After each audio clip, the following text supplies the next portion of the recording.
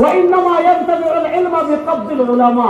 আল্লাহ দুনিয়া থেকে ইলম দিন উঠিয়ে নেবেন আলেমদেরকে উঠিয়ে নেওয়ার মাধ্যমে। আল্লাহ যখন আলেমদেরকে উঠিয়ে নেবেন, সাধারণ মানুষের অবস্থা কেমন হবে? ফাত্তাখাযান নাস রুউসান জুহালা। মানুষ আলেম বানাবে কাকে? মূর্খকে। মানুষ শায়েখ বানাবে কাকে? মূর্খকে। মানুষ ইসলামিক স্কলার বানাবে কাকে? মূর্খকে।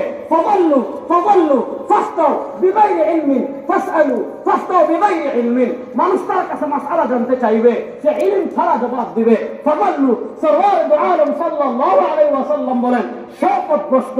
ওয়া আদাল্লু, তাকে যারা অনুসরণ করবে তারাও পথভ্রষ্ট। সরওয়ার দু আলম বলেছেন, জাহিল যখন শায়েখ হয়ে যাবে, জাহিল যখন ইসলামিক স্কলার হয়ে যাবে, জাহিল যখন বক্তব্য দেওয়া শুরু করবে, সরওয়ার দু আলম বলেন এটা কিয়ামতের আলামত। আজকে সূরা ফাতিহা শুদ্ধ করে পড়তে পারে না। আরে কোরআন পড়া দূরের কথা, আরবি বুঝা দূরের কথা, হাদিস পড়া দূরের কথা, ইলম বুঝা দূরের কথা, জরাহতাজিল বুঝা দূরের কথা, আসমাউর রিজাল বুঝা দূরের কথা, তাবাকাতুর রিজাল বুঝা দূরের কথা। এই কিতাবগুলো খুলে দিলে এক লাইন শুদ্ধ করে করতে পারবে না সেও চায়। বাংলাদেশের গরম দেশে এগুলোকে শুদ্ধ হইব। আল্লাহ যে আমাদেরকে ধ্বংস করতেছে না, এটাই করেছে। কারণ আপনি দেখেন, আপনি অবস্থা চিন্তা করেন, একটা হাদিস সম্পর্কে যদি আপনি গবেষণা করতে হয়, সনদ দিরাসা করতে হবে। সনদ দিরাসা করতে হলে আসমাউর রিজাল লাগবে, জরাহ তাআদিল লাগবে, ইলাল লাগবে, মারাতিবুল জারহি ওয়াত তাআদিল লাগবে, আরো মুস্তালাহুল হাদিস লাগবে, আরো কত কিছু লাগবে। এই বিষয়ের একটা কিতাবও বাংলা নাই। এখন যে আরবি বুঝা দূরের কথা, আরবি উচ্চারণ করা দূরের কথা, আরবিতে 29টা হরফ যদি জোড়া দিয়ে দেন শুদ্ধ করে করতে পারবে না, সেও লেকচার দেবে। কষ্টের কথা কাকে বলবো ভালো করে বুঝেন।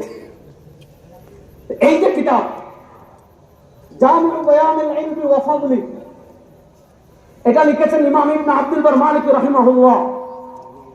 ইমাম ইবনে আব্দুল বার মালিকি রাহিমাহুল্লাহ ইন্তেকাল করেছেন 463 হিজরিতে।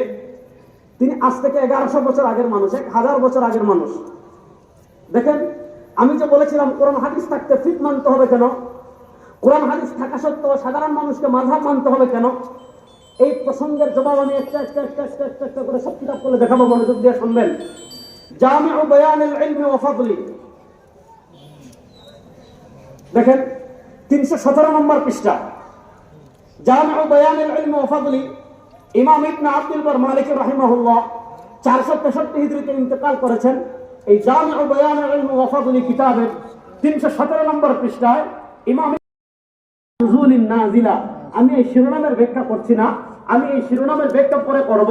আগে শিরোনামের ব্যাখ্যা করার আগে 3 নম্বর হাদিস থেকে শুরু করে 923 নম্বর হাদিস পর্যন্ত, প্রায় 926 নম্বর হাদিস পর্যন্ত প্রায় 15টার অধিক হাদিস এনেছেন। তো 15টার অধিক সব হাদিস আমি পড়ে শোনাতে পারবো না, সব হাদিস পড়ার সুযোগ নাই। আমি শুধু আপনাদেরকে প্রথম যে বর্ণনাকে আমি না, খুব আমাদের লামাযহাবী যারা আছেন, লামাযহাবীদের একজন শীর্ষ ইমাম ছিলেন আব্দুর রহমান মুবারকপুরি রহমতুল্লাহ আলাইহি, যিনি তিরমিজি শরীফের ব্যাখ্যা গ্রন্থ লিখেছেন তুহফাতুল আহওয়াযী। তুহফাতুল আহওয়াযীতে শেখ আব্দুর রহমান মুবারকপুরি রহমতুল্লাহ আলাইহি এই হাদিসের সনদকে হাসান বলেছেন। আমি এজন্য আব্দুর রহমান মুবারকপুরি রেফারেন্স দিলাম। তিনি হাসান বললে আমাদের কিছু যায় আসে না, তিনি তাসহিহ তাযীম করার আগে এটা হাসান প্রমাণিত। শুধু যেহেতু তারা তাকে ফলো করেন, এজন্য আমি আব্দুর রহমান মুবারকপুরি রাহিমাহুল্লাহ রেফারেন্সে হাদিসটা পড়লাম। হাদিসটা শুনেন। عن أبي عمرو وهو محمد بن عبد الله عبيد الله الثقفي قال سمعت الحارث بن عمرو بن أخي المغيرة بن شعبة يحدث عن أصحاب رسول الله صلى الله عليه وسلم عن معاذ بن جبل رضي الله تعالى عنه وعنهم أن النبي صلى الله عليه وسلم لما بعث معاذا إلى اليمن।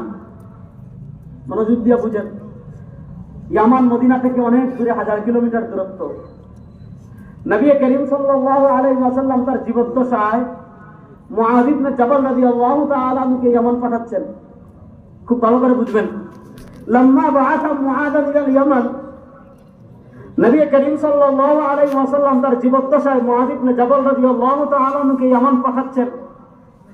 ইয়ামান পাঠানোর সময় নবী করিম সাল্লাল্লাহু আলাইহি ওয়াসাল্লাম মুআয ইবনে জাবালকে জিজ্ঞেস করছেন, কাইফা তাকদি ইযা আরাদা লাকা কাযা। ও মুআয, বলো তুমি ইয়ামান যাচ্ছ, ইয়ামান গেলে নবীকে পাইবা না, ইয়ামান থেকে চাইলেই তখন মদিনায় আসতে পারবা না, কারণ বিমানও নাই, গাড়িও নাই, উটের যুগ, ঘোড়ার যুগ। আবার তুমি চাইলেই যোগাযোগ করতে পারবা না, মোবাইলও নেই, হোয়াটসঅ্যাপও নেই, ইমোও নেই। কিন্তু মুআজ, প্রসঙ্গ ভালো করে বুঝবেন, মুআজ ইয়ামানবাসী সব মাসালার সমাধানের জন্য তোমার কাছে আসবে। ও মুআজ, যখন ইয়ামানবাসী তোমার কাছে কোনো মাসআলার বিচার নিয়ে আসবে, কোনো মাসআলার সমাধান নিয়ে আসবে, ও মুআজ, ইয়ামানবাসীর মাসআলার সমাধান তুমি কি দিয়ে দিবে? হযরত মুআজ ইবনে জাবাল জবাব দিচ্ছেন, ইয়া রাসূলুল্লাহ আকযি বিকিতাবিল্লাহ, আমি চিন্তা করবে কেন, আমার কাছে আল্লাহর কোরআন রয়েছে, আমি কোরআন দিয়ে ইয়ামানবাসীর মাসআলার সমাধান দেব। মনোযোগ দিয়ে বুঝেন, মুআজ ইবনে জাবাল রাদিয়াল্লাহু তাআলা বললেন, এক নম্বর ইয়ামানবাসীর মাসআলার সমাধান দিব কি দিয়ে?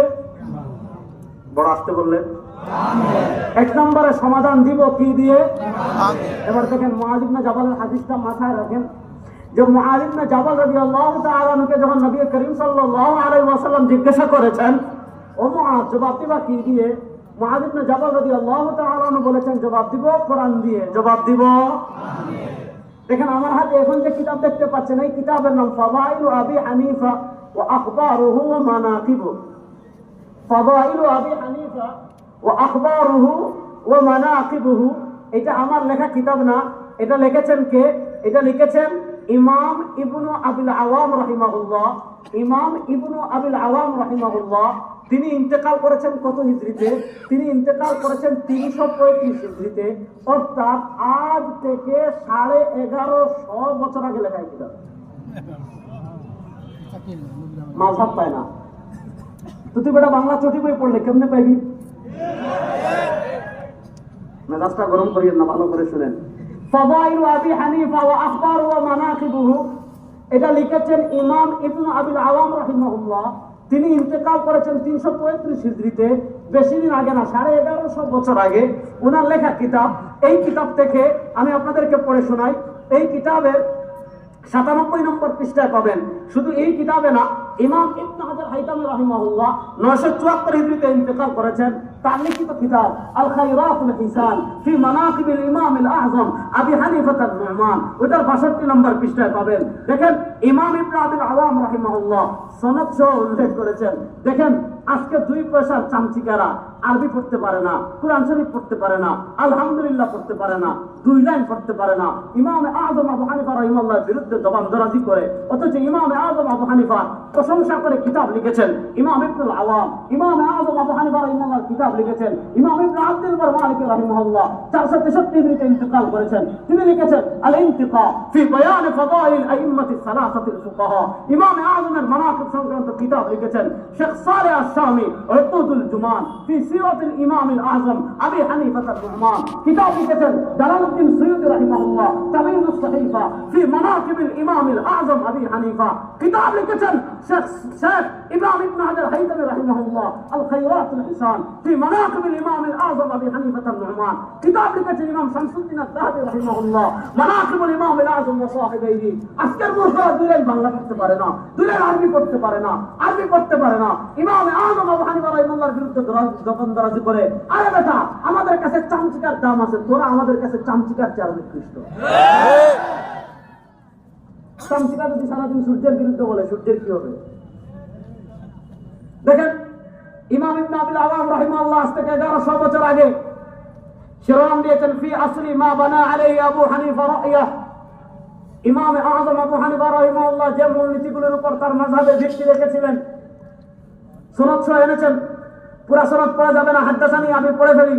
قال حدثني أبي قال حدثني محمد بن أحمد بن حماد أبو بشر قال حدثني أبو عثمان قال سمعت نعيم بن حماد يقول سمعت أبا عصمة يقول سمعت أبا حنيفة يقول. إمام أعظم أبو حنيفة رحمه الله বলেন, ما إمام أعظم أبو حنيفة رحمه الله إمام أعظم أبو حنيفة رحمه الله বলেন آخذ بكتاب الله آخذ بكتاب الله।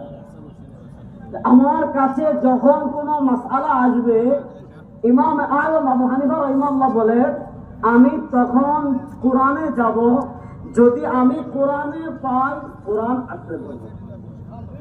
বলে কোরআন মুআয ইবনে আবুল হাদিসের সাথে ইমাম আযম আবু হানিফা রাহিমাহুল্লাহর বক্তব্য মিলেন। মুআয ইবনে জাবাল রাদিয়াল্লাহু তাআলা আনহু বলেছেন, এক নম্বরে সমাধান দিব কি দিয়ে? কোন হারাবেন না, এক নম্বরে সমাধান দিব কি দিয়ে? ইমাম আযম আবু হানিফা রাহিমাহুল্লাহ বলেছেন, এক নম্বর ভিত্তি বলেন না, এক নম্বর ভিত্তি কোরআন। এবার বলেন ইমাম মুআয ইবনে জাবাল রাদিয়াল্লাহু তাআলার মূলনীতি আর ইমাম আযম আবু হানিফা রাহিমাহুল্লাহর মূলনীতির মিল আছে না নাই? মুআয ইবনে জাবাল রাদিয়াল্লাহু তাআলা যখন বলেছেন আকুযু বিকিতাবিল্লাহ সাওয়ারিদ আলম সাল্লাল্লাহু আলাইহি ওয়াসাল্লাম, মুআয ইবনে জাবাল রাদিয়াল্লাহু তাআলা কে প্রশ্ন করেছেন, ও মুআয তুমি বলেছো সমাধান দিবে কোরআন দিয়ে, ফাইল্লাম ইয়াজিদ ফি কিতাবিল্লাহ, ও মুআয ইবনে জাবাল বলো ইয়ামানবাসী তোমার কাছে এমন মাসালা নিয়ে আসছে, ও মুআয ইবনে জাবাল বলো ইয়ামানবাসী তোমার কাছে এমন বিষয় নিয়ে আসছে যে বিষয় তুমি কোরআনে পেলে না, তখন কি করবে? অর্থাৎ তুমি তো বলেছো কোরআন দিয়ে সমাধান দিবে, গুড, খুব ভালো, কিন্তু ইয়ামানবাসী তোমার কাছে এমন মাসালা নিয়ে আসছে যে মাসালা তুমি কোরআনে পেলে না, কি করবে? মুআয ইবনে জাবাল রাদিয়াল্লাহু তাআলা জবাব দিচ্ছেন, ইয়া রাসূলুল্লাহ আখযি বিসুন্নতি রাসূলিল্লাহ সাল্লাল্লাহু আলাইহি ওয়াসাল্লাম, ও আল্লাহর নবী আমার চিন্তার কারণ নাই, আমার পেরেশানির কারণ নাই, আমি যদি কোরআনে না পাই, আমার কাছে নবী করিম সাল্লাল্লাহু আলাইহি ওয়াসাল্লামের সুন্নাহ রয়েছে, কোরআনে না পেলে আমি সরওয়ারে আলমের সুন্নায় আসবো, আমি নবী করিম সাল্লাল্লাহু আলাইহি ওয়াসাল্লামের সুন্নাহ দিয়ে সমাধান দিব। সুবহানাল্লাহ, বুঝতেছেন? তাহলে বলেন মুআয ইবনে জাবাল রাদিয়াল্লাহু তাআলা আনহু বলেন, এক নম্বর সমাধান দিব কি দিয়ে? মুখ খুলে, এক নম্বরে সমাধান দিব কি দিয়ে? কোরআনে না পেলে হাদিস, বলেন বলেন সুন্নাহ, কোরআনে না পেলে সুন্নাহ, ওই সুন্নাহর অপর নাম হাদিস, হাদিসের অপর নাম সুন্নাহ, সত্যটা শিখালাম। তাহলে মুআয ইবনে জাবাল রাদিয়াল্লাহু তাআলা আনহু নবী করিম সাল্লাল্লাহু আলাইহি ওয়াসাল্লামকে বললেন যে সমাধান দিব কোরআনে না পেলে সুন্নাহ দিয়ে। এবার ইমাম আযম আবু হানিফা রাহিমাহুল্লাহর বক্তব্য দেখেন। ইমাম আযম আবু হানিফা রাহিমাহুল্লাহ বলেন, ফাইন লাম আজিদ মা জাআ আন রাসূলিল্লাহ সাল্লাল্লাহু আলাইহি ওয়াসাল্লাম ফাআলা রা'সি ওয়াল আইন, যদি আমি কোরআনে না পাই, নবী করিম সাল্লাল্লাহু আলাইহি ওয়াসাল্লামের হাদিসে পেয়ে যাই, তাহলে নবী করিম সাল্লাল্লাহু আলাইহি ওয়াসাল্লামের হাদিসকে আলা রা'সি ওয়াল আইন, আমার মাথার উপর রাখবো। মুআয ইবনে জাবাল বলেন, এক নম্বরে সমাধান দিব কি দিয়ে? কোরআন দিয়ে। কোরআনে না পেলে যাব কোথায়? হাদিস, সুন্নাহ। ইমাম আযম আবু হানিফা রাহিমাহুল্লাহ বলেন, এক নম্বরে সমাধান দিব কি দিয়ে? কোরআনে না পেলে যাব কোথায়? সুন্নাহ। মিল আছে না নাই? এতটুকু কথার ভিতর আচ্ছা বলেন, যেমন আমি আপনাদেরকে খুব সহজ করে বুঝাই, আজকে যে এশার নামাজ পড়লেন, এশার নামাজ ফরজ না সুন্নাত? ফরজ। বলে বলেন ফরজ। আচ্ছা, এশার নামাজ ফরজ, এটা বুঝতে হলে ইমাম আযম আবু হানিফার দরকার নাই। নামাজ পড়া যে ফরজ, এটা বুঝতে হলে ইমাম শাফিঈর দরকার নাই। নামাজ পড়া যে ফরজ, এটা বুঝতে হলে ইমাম মালিকের দরকার নাই। নামাজ পড়া যে ফরজ, এটা বুঝতে হলে ইমাম আহমদ ইবনে হাম্বলের দরকার নাই। নামাজ পড়া যে ফরজ, এটা আল্লাহ কোরআনে বলে দিয়েছেন, আকিমুস সালাহ। আচ্ছা বলেন, আল্লাহ শুধু নামাজ, আল্লাহ শুধু কোরআনে বলেছেন আকিমুস সালাহ, এতটুকু নামাজ প্রতিষ্ঠা করো। আল্লাহ বলেছেন ইন্নাস সালাতা কানাত আলাল মুমিনিনা কিতাবাম মাওকুতা, নামাজের ওয়াক্ত নির্ধারণ করে দেওয়া হয়েছে। আল্লাহ বলেছেন নামাজ প্রতিষ্ঠা করো, কিন্তু এশার নামাজ 4 রাকাত, এটা আল্লাহ বলেন নাই। ফজরের নামাজ 2 রাকাত, এটা আল্লাহ বলেন নাই। জোহরের নামাজ 4 রাকাত, এটা আল্লাহ বলেন নাই। মাগরিবের নামাজ 3 রাকাত, এটা আল্লাহ বলেন নাই। আসরের নামাজের ফরজ 4 রাকাত, এটা আল্লাহ বলেন নাই। আল্লাহ বলেছেন নামাজ প্রতিষ্ঠা করো। জোহরের নামাজের ফরজ 4 রাকাত, হাদিসে যেহেতু পেয়ে গিয়েছি, ইমাম আযম আবু হানিফা ভিন্ন মত পোষণ করবেন না। আসরের নামাজ 4 রাকাত, হাদিসে যেহেতু পেয়ে গিয়েছি, ইমাম আযম আবু হানিফা ভিন্ন মত পোষণ করবেন না। যেই মাসআলা সুস্পষ্টভাবে হাদিসে পেয়ে যাব, ওই মাসআলায় অন্য কারো প্রয়োজন হয় না। লেকিন বাত ये है, পেস্টা লাগায় কোথায়? তারা আপনাকে বেজে কানারে হাতি দেখায়। কিন্তু প্রশ্ন হলো, আপনি 3 নম্বর প্রশ্ন এখানেই শেষ না। মুআয ইবনে জাবাল রাদিয়াল্লাহু তাআলা আনহু যখন জবাব দিয়েছেন যে আমি কোরআনে না পেলে সমাধান দিব হাদিস দিয়ে, সরওয়ারে দু আলম সাল্লাল্লাহু আলাইহি ওয়াসাল্লাম তখন তৃতীয় প্রশ্ন করেন মুআয। তৃতীয় প্রশ্ন কি? নবী করিম সাল্লাল্লাহু আলাইহি ওয়াসাল্লাম তৃতীয় প্রশ্ন করেন, ও মুআয ফাইন লাম তাজিদ, মনোযোগ, মুআয ইবনে জাবাল রাদিয়াল্লাহু তাআলা আনহু নবী করিম সাল্লাল্লাহু আলাইহি ওয়াসাল্লাম তৃতীয় প্রশ্ন করেন, ও মুআয ফাইন লাম ইয়াকুন ফি কিতাবিল্লাহ, ফাইন লাম ইয়াকুন ফি কিতাবিল্লাহ ওয়ালা ফি সুন্নতি রাসূলিহি ইয়া মুআয, তুমি কোরআনে পেলে কোরআন দিয়ে সমাধান दिवे, कुरान ना पहले हदीस व सुन्ना दिए समाधान दिवे। लेकिन अगर कोई मसला ऐसा आया जो मसला तुम कुरान में नहीं पाया, जो मसला तुम हदीस में नहीं पाया, फइल्लम यकुन फी किताबिल्लाह वला फी सुन्नति रसूलिल्लाह मुआद ও মুআদ তুমি বলো ইয়ামান পাশে তোমার কাছে এমন কোন মাসআলা নিয়ে আসছে, ইয়ামান কাছে তো ইয়ামান পাশে তোমার কাছে এমন কোন বিষয় নিয়ে আসছে যে বিষয় তুমি কোরআনেও পেলে না, যে বিষয় তুমি হাদিসেও পেলে না। কথাটা বুঝেন? কোরআনে পেলে কোরআন মানলাম, হাদিসে পেলে হাদিস মানলাম। এখন কেউ যদি বলেন আমি মাযহাব মানি না, বাইতে না মান আমার কোনো যায় আসে না। কেউ যদি বলে আমি ফিকহ মানি, আপনি আগে বুঝেন তার কাছে আমাদের প্রথম প্রশ্ন এটা, ভাই তুমি কি মানো? কোরআন হাদিস মানি। এ বহুত अच्छी बात है। আমরা কি কখনো বলেছি যে কোরআন হাদিস মানবো না? নাউযুবিল্লাহ মিন যালিক। কিন্তু প্রশ্ন যে বলবে আমি শুধু কোরআন হাদিস মানি, মাযহাবও মানি না, ফিকহ মানি না, কিচ্ছু মানি না, ঠিক है, बहुत अच्छा बात। लेकिन बात ये है আপনি তাকে প্রথম ওই প্রশ্ন করেন যে প্রশ্ন করেছেন নবী করিম সাল্লাল্লাহু আলাইহি ওয়াসাল্লাম হযরত মুআদ ইবনে জবলকে, فإن لم يكن في كتاب الله ولا في سنة رسول الله মুআদ, তুমি কোরআন হাদিস মানবা, কোনো ইখতিলাফ নাই, নামাজ ফরজ কোরআনে পেয়েছো, কোনো ইখতিলাফ নাই, সুবহান নামাজ চার রাকাত হাদিসে পেয়েছো, কোনো ইখতিলাফ নাই। কিন্তু فإن لم يجد في كتاب الله ولا في سنة رسوله, যদি তোমার কাছে এমন মাসআলা আছে যে মাসআলা তুমি কোরআনেও পাও নাই, যে মাসআলা তুমি হাদিসে পাও নাই, তখন কি করো? বলে আব্দুর রাজ্জাক মির্জা সাহেবের লেকচার শুনে, মুজাফফর বিন মুহসিনের লেকচার শুনে, তুই যদি আব্দুর রাজ্জাক বিন ইউসুফকে মানতে পারো, ইমাম আযম আবু হানিফাকে মানলে সমস্যা কোথায়? মাসালাটা বুঝেন। فإن لم يكن في كتاب الله ولا في سنة رسوله, এই মাসালাটা আমি বুঝাই। আচ্ছা বলেন, ইসলাম শুধু নামাজে হাত বাঁধার নাম? আরে ভাই হাত বাঁধা কোনো ব্যাপার না, আমি হাত পাচ্ছি না নামাজে, কি হয়েছে? যে খুজুর বলে নাবির নিচে বাঁধতে, আরে খুজুর বলে বুকের উপর বাঁধতে, নো হাত বাঁধা, হাতই বাঁধবো না, সারা নামাজ হবে কি হবে না? ব্রিটিশরা এদের কি ঢুকাইছে পরে বলুন, আগে এটা বুঝেন। অর্থনীতি ইসলামে আছে না নাই? আর আসতে বলেন, একটা সমাজের অর্থ ব্যবস্থা কেমন হবে, একটা রাষ্ট্রের অর্থ ব্যবস্থা কেমন হবে, ইসলামে আছে না নাই? Banking system. এখন দেখেন পৃথিবীতে শিল্প বিপ্লব হওয়ার পর সারা দুনিয়ায় যে অর্থ ব্যবস্থা চলে এটাকে বলে পুঁজিবাদ। পুঁজিবাদ আমাদের শেখুল ইসলাম তাকে উসমানী হাফিজাহুল্লাহ বিশ্ব ইসলামী অর্থনীতির প্রাণ পুরুষ। আমি অর্থনীতি সম্পর্কে কথা বলবো না, বললে বুঝাতাম। এই যে মনে করেন ব্যাংকিং সিস্টেম, আপনার প্রচুর টাকা আসে ক্যাশ আপনার কাছে, আপনি কি করলেন? যে কোনো ব্যাংকে টাকা ডিপোজিট করে রাখলেন। এবার মাসালা বুঝেন, ব্যাংকে টাকা ডিপোজিট করে রাখতে পারবেন কিনা, এই মাসালার সমাধান ইসলামী শরীয়তে আছে না নাই? আপনি ডিপোজিট করে টাকা রেখেছেন কেন? যে ব্যাংক প্রথম শেষে লাভ দিবে, ইন্টারেস্ট বেশি দিবে। সাধারণ মানুষ আপনাদেরকে সহজ করে বুঝাচ্ছি, আপনি যদি ডিপোজিট অ্যাকাউন্টে রাখেন, সেভিং অ্যাকাউন্টে রাখেন, কারেন্ট অ্যাকাউন্টে রাখেন, আপনি যেই অ্যাকাউন্টে রাখেন না কেন, বছর শেষে ব্যাংক আপনাকে একটা ইন্টারেস্ট দেয়। প্রশ্ন হলো, ব্যাংক যদি আমাকে ইন্টারেস্ট দেয়, এই ইন্টারেস্ট আমি খেতে পারবো কিনা? প্রশ্ন হলো, এই যে মাসালা একটা গুরুত্বপূর্ণ, সারা বাংলাদেশ সারা দুনিয়ার অর্থ ব্যবস্থা দাঁড়িয়ে আছে ব্যাংকিং সিস্টেমের উপর। এবার প্রশ্ন হলো, আমি ব্যাংকে টাকা রাখতে পারবো কিনা? দ্বিতীয় প্রশ্ন হলো, ব্যাংকে টাকা রাখলে ব্যাংকওয়ালা আমাকে যে মানে ইন্টারেস্ট দিবে বছর শেষে, এটা আমি খেতে পারবো কিনা, ব্যবহার করতে পারবো কিনা? এই মাসালার সমাধান ইসলামী শরীয়তে আছে না নাই? না, ইসলামে তো অর্থনীতি নাই। এই যে বর্তমানে বড় বড় বিজনেসম্যান বিদেশে এক্সপোর্ট ইম্পোর্টের ব্যবসা করে, ইম্পোর্ট এক্সপোর্টের ব্যবসা চলে, অর্থনীতি পড়লে দেখবেন একটা সিস্টেম আছে এলসি করা। এই এলসি কি আমি এটা বুঝাতে যাবো না, আজকে টপিক না। এই যে আধুনিক যত বিজনেস, অনলাইনে বলেন, এক্সপোর্ট ইম্পোর্টের ব্যবসা বলেন, শেয়ার বাজারের কথা বলেন, লাইফ ইন্স্যুরেন্সের কথা বলেন, প্রশ্ন হলো ব্যাংকে বিদেশের কোন ব্যাংকের সাথে ইনপুট বা এলসি করে ব্যবসা করা যাবে কিনা? এই মাসালার সমাধান ইসলামী শরীয়তে আছে না নাই?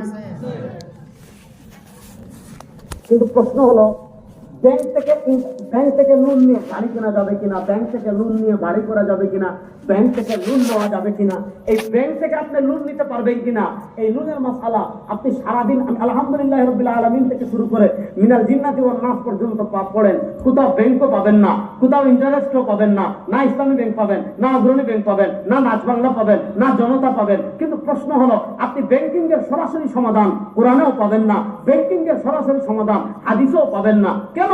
নবী করিম সাল্লাল্লাহু আলাইহি ওয়াসাল্লামের যুগে ব্যাংকিং সিস্টেম ছিল না, কোনো ব্যাংক ছিল না, আরে মানুষের কাছে তখন টাকাও ছিল না, কি ব্যাংক করবে? যাদের ছিল সেটা ভিন্ন কথা। কিন্তু প্রশ্ন হলো এই যে ব্যাংকিং সিস্টেম, এই যে অর্থনীতি, এই যে অনলাইন বিজনেস, এই যে সারা দুনিয়ায় পুঁজিবাদী অর্থনীতি চলে, হাজার হাজার lakh lakh billion billion dollar মানুষ ইনভেস্ট করতেছে।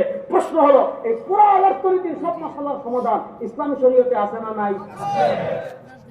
যে সকল ভাইয়েরা বলেন ইমাম আজম আবু হানিফাকে কেন মানা লাগবে, যে সকল ভাইয়েরা বলেন ইমাম শাফিঈকে কেন মানা লাগবে, যে সকল ভাইয়েরা বলেন ইমাম আহমদ ইবনে হাম্বলকে কেন মানা লাগবে, যে সকল ভাইয়েরা বলেন ইমাম মালিককে কেন মানা লাগবে, তাদেরকে বলবেন ভাই আমি কাউকে মানবো না, যেহেতু আবু হানিফাকে মানছি না, যেহেতু মালিককে মানছি না, যেহেতু আহমদ ইবনে হাম্বলকে মানছি না, যেহেতু ইমাম আজম আবু হানিফাকে মানছি না, সেখানে বাংলাদেশের কোন মৌলবীকে মানার প্রশ্নই আসে না, ঠিক আছে না? যেখানে আবু হানিফা, মালিক, আহমদ, শাফিঈদের মতো মহান ইমাম বাদ দিছি, সেখানে রেজাউল করিম আবরারকে মানার কোনো প্রশ্ন, সেখানে আব্দুল বাসিত খানকে মানার কোনো প্রশ্ন, আব্দুল রাজ্জাক বিন ইউসুফকে মানার কোনো প্রশ্ন, মুজাফফর বিন মুহসিনকে মানার কোনো প্রশ্ন, সব বাদন, সব বাদন, সব এই মাসালা সমাধান দেন।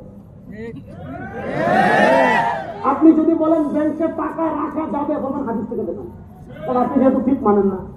যদি বলেন ব্যাংকে টাকা রাখা যাবে না, বলবেন হাদিস থেকে দেখান। ব্যাংক থেকে লোন নিয়ে বাড়ি করা যাবে কিনা, যদি বলে যাবে, বলেন হাদিস থেকে দেখান। যদি বলে যাবে না, বলেন হাদিস থেকে দেখান। ব্যাংকের ইন্টারেস্ট আমি খেতে পারবো কিনা, যদি বলে পারবে, বলেন হাদিস থেকে দেখান। যদি বলে পারবে না, তা বলে হাদিস থেকে দেখান। ব্যাংক থেকে লোন নিয়ে আমি মসজিদ বানাতে পারবো কিনা, যদি বলে পারবে, বলেন হাদিস থেকে দেখান। যদি বলে পারবে না, তা বলে হাদিস থেকে দেখান। শুনেন, ইসলামী শরিয়ার মাসআলার একটা পরিভাষা হলো ওয়াকিআ, নওয়াদির। যুগে যুগে যুগে যুগে যুগে যুগে এমন হাজার মাসআলা আসবে যেই মাসআলা আপনি সরাসরি কোরআনে পাবেন না।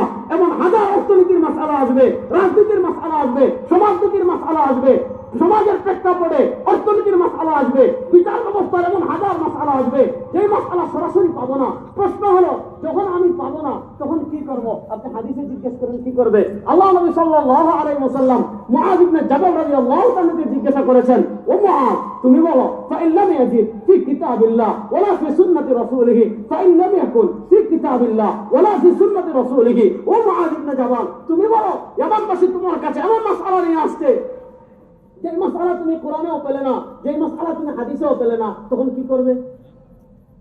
তখন এক কথা যে আমি কোরআন হাদিসে না পাইলে আর মানি না। যদি বলেন মানি না, তাহলে আপনি এখন বলেন অর্থনীতি কেমনে চলবে,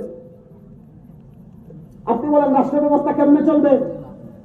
এই যে মানুষ কত ধরনের অপরাধ করতেছে এখন। আগেকার যুগে মানুষ ছিল নেক, অপরাধ ছিল কম। এখনকার যুগে মানুষ হলো খারাপ, অপরাধ বেশি।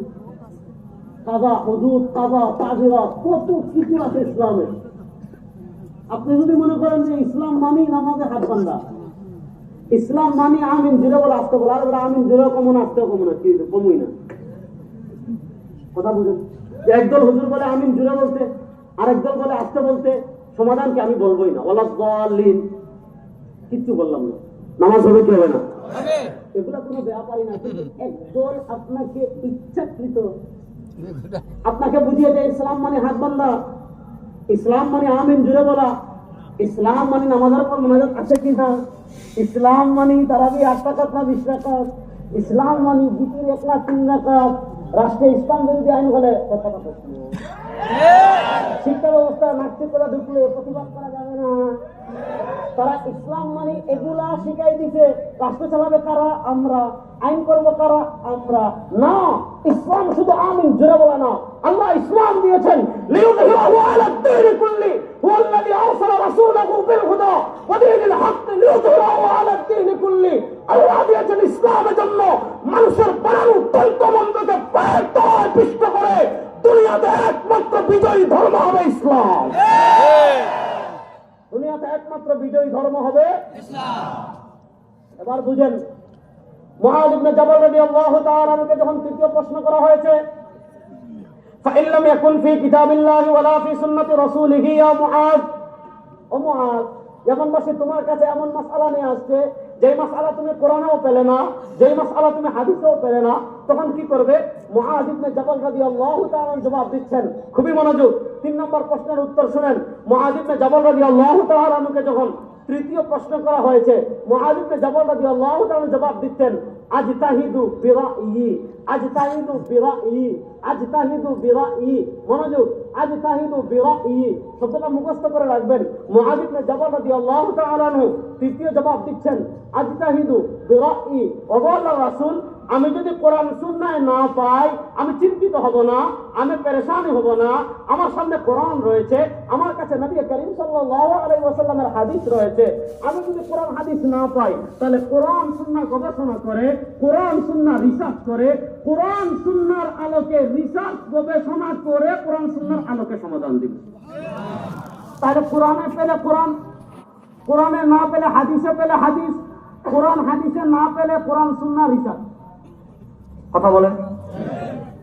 এই যে কোরআন সুন্নাহ রিসার্চ করে যিনি সমাধান বের করতে পারেন তার নাম মুজতাহিদ।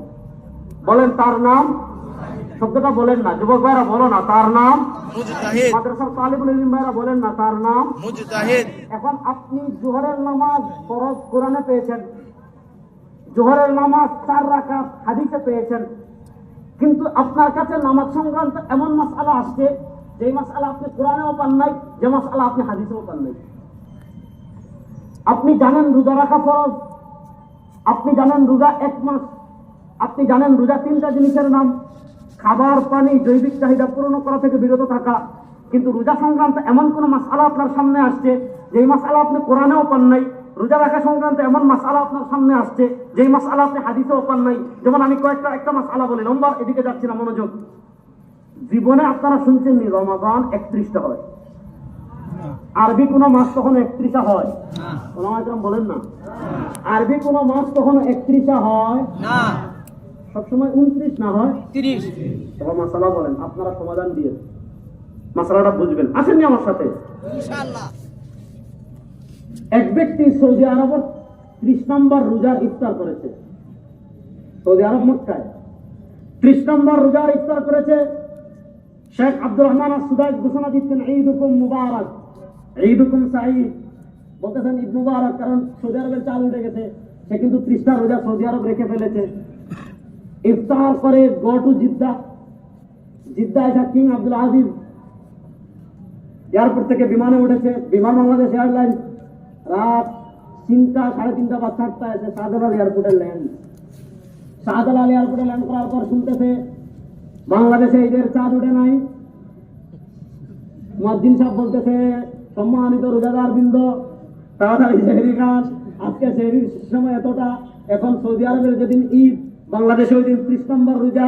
প্রশ্ন হলো, ওই ব্যক্তি সৌদি আরব রোজা 30টা রেখে এসেছে, বাংলাদেশ যদি না রাখে তার রোজা 30টা হয়ে গিয়েছে। এখন বাংলাদেশ যদি রাখে তার রোজা হবে 31টা। বাদ দিয়ে হয় সে রোজা রাখবে না খাবে? ফতোয়া দিয়ে সবাই বাংলাদেশের মানুষ ফারাক না মারবেন, ফতোয়া দিয়ে দিতে। কিন্তু এখন ব্যাপারটা বুঝেন, এই যে একটা মাসআলা, রোজা সংক্রান্ত একটা মাসআলা আসলো, এই মাসআলার সমাধান ইসলামী শরীয়তে নাই। জোরে বলেন, এই মাসআলার সমাধান ইসলামী শরীয়তে আছে না নাই? এই মাসআলা আপনি সারা দুনিয়ার সব হাদিস পড়লে আপনি পাবেন না। নবী করিমের যুগে বিমানও ছিল না, রকেটও ছিল না, এত দ্রুত মক্কা থেকে বাংলাদেশ আসার সম্ভাবনা ছিল না। এখন যে ভাইরা বলেন মাযহাব মানা লাগবে না, তাকে এই মাসআলা বলেন। যদি বলে রোজা রাখবে, বলবে হাদিস থেকে দেখা। যদি বলে রোজা রাখবে না, তাহলে বলবে হাদিস থেকে দেখা। কারণ আপনি তো হাদিস মানেন।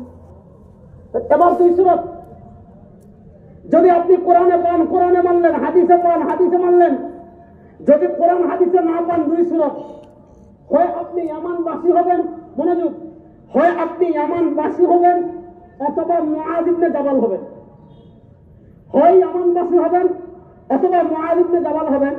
যদি আপনি এমন হন যে মুআয ইবনে জাবাল রাদিয়াল্লাহু তাআলা আনহু যেমন যে মাসআলা কোরআন হাদিসে না পেলে, মুআয ইবনে জাবাল রাদিয়াল্লাহু তাআলা আনহু সব মাসআলা তার এত যোগ্যতা ছিল, তিনি কোরআন সুন্নাহ রিসার্চ করে বের করতে পারতেন। যদি আপনি এমন হন যে মুআয ইবনে জাবাল রাদিয়াল্লাহু তাআলার মতো যেই মাসআলা আসুক না কেন, যেই বিষয় আসুক না কেন, যাই আসুক না কেন, কোন আলেমকে জিজ্ঞাসা করা লাগবে না, কোনো হুজুরকে জিজ্ঞাসা করা লাগবে না, কোন ইসলামিক স্কলারকে জিজ্ঞাসা করা লাগবে না। মুআয ইবনে জাবাল যেমন গবেষণা করে বের করতে পারতেন, যদি আপনি এমন হন যে সব মাসআলা আমি নিজে গবেষণা করে বের করতে পারবো, অর্থনীতির মাসআলা বলেন, রাজনীতির মাসআলা বলেন, সংবিধানের মাসআলা বলেন, আইন আদালতের মাসআলা বলেন, করোনার মাসআলা বলেন, টাকার মাসআলা বলেন, যেই মাসআলা বলেন আমি নিজে নিজে গবেষণা করে বের করতে পারবো, আপনার নাম মুজতাহিদ, আপনার জন্য মাযহাব মানা হারাম। আপনার নাম মুজতাহিদ, আপনার জন্য মাযহাব মানা হারাম।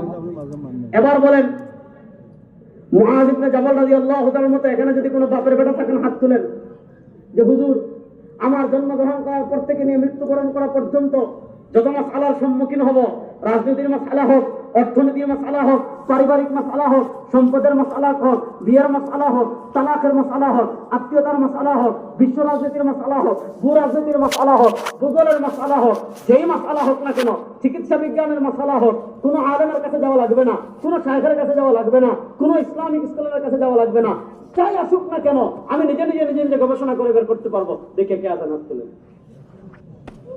একজনও নাই। আমি এখানে যারা আছেন স্টেজে, ওনাদের সবার দায়িত্ব আমার নিজের উপর নিয়ে বললাম, এখানে আমরা যারা আছি আমরা কেউ গবেষণা করে সব মাসালা বের করতে পারবো না। এখানে সবাই, এখানে কে কে পারবেন দেখে হাত তুলেন, কে কে পারবেন না দেখে হাত তুলেন। আমি তুললাম হাত, আমি পারবো না। এখন কে কে পারবেন দেখে, কে কে পারবেন না দেখে হাত তুলেন। তাহলে আমরা কেউ সব মাসালা গবেষণা করে বের করতে পারবো আর আসতে বলেন। তাহলে যেহেতু আমরা গবেষণা করে বের করতে পারবো, এটা বন্ধ করেন ভাই, কয়টা নিবেন? আরে মশা এত মানুষ, মশা কয়জন কয়টা কামড় দিব, মানুষ কয়লে কি নিবান এটা। তাহলে আমরা যেহেতু গবেষণা করে বের করতে পারবো না, তাহলে তো আমাদের আমল করার দরকার নেই। কথাটা বুঝেন নাই? আমরা যেহেতু সব মশলা গবেষণা করে বের করতে পারবো না, তাহলে আমাদের আমল করার দরকার নাই। কাদের দরকার নাই দেখে হাত তুলেন। আমল করার দরকার আছে কাদের দেখে হাত তুলেন তো। আমাদের আমল করার দরকার আছে না নাই? প্রশ্ন হলো তাহলে আমরা আমল করব কেমনে? দাঁড়ান, আমল করব কেমনে? আমি আমার কিতাব থেকে দেখালে নাও মানতে পারেন। এই যে দেখেন, এই কিতাবের নাম ফতোয়া আল-লাজনা আদ-দাইমা। ফতোয়া আল-লাজনা আদ-দাইমা। এই কিতাব আমাদের না, এই কিতাব হানাফিদের না, এই কিতাব দেওবন্দীদের না, এই কিতাব হলো সৌদি আরবের শীর্ষ ফতোয়া বোর্ড ছিল আল-লাজনা আদ-দাইমা, যার চেয়ারম্যান ছিলেন শেখ বিন বাজ রাহিমাহুল্লাহ। সৌদি আরবের গ্র্যান্ড মুফতি ছিলেন, আমরা তাকে শ্রদ্ধা করি। আল্লাহ তাকে জান্নাতুল ফিরদাউসের আলা মাকাম নসিব করুন, আমিন। ফতোয়া আল-লাজনা আদ-দাইমা 5 নম্বর খণ্ড। ফতোয়া আল-লাজনা আদ-দাইমা যে ফতোয়া লিখেছেন বিন বাজ রাহিমাহুল্লাহ, যে ফতোয়া লিখেছেন সৌদি আরবের শীর্ষ আলেমগণ, যে ফতোয়া দিয়েছে সৌদি আরবের শীর্ষ ফতোয়া বোর্ড, ফতোয়া আল-লাজনা আদ-দাইমা 5 নম্বর খণ্ডের 32 নম্বর পৃষ্ঠা থেকে আমি আপনাদেরকে পড়ে শোনাই। দেখেন, 5 নম্বর খণ্ডের 34 নম্বর পৃষ্ঠা, 5 নম্বর খণ্ডের 34 নম্বর পৃষ্ঠা। আসেন নি আমার সাথে? আছে। ফতোয়া আল-লাজনা আদ-দাইমা 5 নম্বর খণ্ড 34 নম্বর পৃষ্ঠা। এটা রাইস কে ছিলেন? এটা রাইস ছিলেন আর রাইস আব্দুল আজিজ ইবনু আব্দুল্লাহ বিন বাজ। আব্দুল আজিজ ইবনু আব্দুল্লাহ বিন বাজ, হুজুর আব্দুল আজিজ ইবনু আব্দুল্লাহ বিন বাজ, শেখ বিন বাজ রাহিমাহুল্লাহ। শেখ বিন বাজ রাহিমাহুল্লাহ বলেন যে ইন কানা কাদিরান আলা ইসতিনবাতিল আহকাম বিনফসিহি মিন আদিল্লাতিহা ওয়াজাবা আলাইহি আন ইয়াখুযা বিমা যাহারা লাহু। যদি কারো কাছে এমন মাসআলা আসে যে কোরআন সুন্নাহ সরাসরি পায় নাই, যদি সে এমন হয়, ইন কানা কাদিরান, সে যদি সক্ষম হয়, আলা ইসতিনবাতিল আহকাম, গবেষণা করে বের করতে, বিনফসিহি, নিজে নিজে, মিন আদিল্লাতিহা, কোরআন সুন্নাহ থেকে, ওয়াজাবা আলাইহি আন ইয়াখুযা বিমা যাহারা লাহু, তাহলে সে নিজে নিজে গবেষণা করে যেটা সমাধান পৌঁছাবে এটা আমল করবে। যেমন মুআয ইবনে জাবাল গবেষণা করে বের করতেন, তিনি আমল করতেন। আর যদি এমন হয়, এই প্রসঙ্গটা বুঝেন, ওয়া ইন কানা গায়রু কাদিরিন আলা ইসতিনবাতিল আহকাম, ওয়া ইন কানা গায়রু কাদিরিন আলা ইসতিনবাতিল আহকাম, যদি ব্যক্তি এমন হয় যে সে নিজে নিজে গবেষণা করে বের করতে পারে না, ওয়া ইন কানা গায়রু কাদিরিন আলা ইসতিনবাতিল আহকাম, যদি সে নিজে নিজে গবেষণা করে বের করতে পারে না, আচ্ছা বলেন আমাদের বাংলাদেশে যারা লামাধাবী বলে পরিচয় দেন, ওনারা মাশাআল্লাহ প্রত্যেকেই নিজের এমন যোগ্য যে প্রত্যেকেই নিজে নিজে গবেষণা করে বেশিরভাগ মাসালা বের করতে পারবেন। দেখেন 90% কোরআন শরীফ শুদ্ধ করে করতে পারে না। এটা বড় বড় শায়েখরা এমন আছে শুদ্ধ করে কোরআন শরীফও পড়তে পারে। তাহলে এবার বুঝেন, যদি আমি গবেষণা করে বের করতে না পারি তাহলে আমাদের আমল করার দরকার নাই। কথা বলে বিরক্ত হয়ে গেছেন? আরে একটু সবর করেন, এত কষ্ট করে ঢাকা থেকে আসি না, মাঝে মধ্যে আসি, দাওয়াতও দেন কম আর আসারও সুযোগ থাকে কম। এবার যেহেতু কষ্ট করে আসছি একটু কথা শুনবেন তো ইনশাআল্লাহ। না যদি আমরা গবেষণা, যদি আমি নিজে নিজে গবেষণা করে বের করতে না পারি, আমল করবো কেমনে? বিন বাজ রাহিমাহুল্লাহ বলেন, ওয়া ইন কানা গায়রু কাদিরিন আলা ইসতিমবাতিল আহকাম, যদি ব্যক্তি এমন হয় নিজে নিজে গবেষণা করে বের করতে না পারে, কি করবে? কাল্লাদা। কি করবে? কাল্লাদা। কি করবে? মনোযোগ, আমি বলি নাই, কাল্লাদা। কি করবে?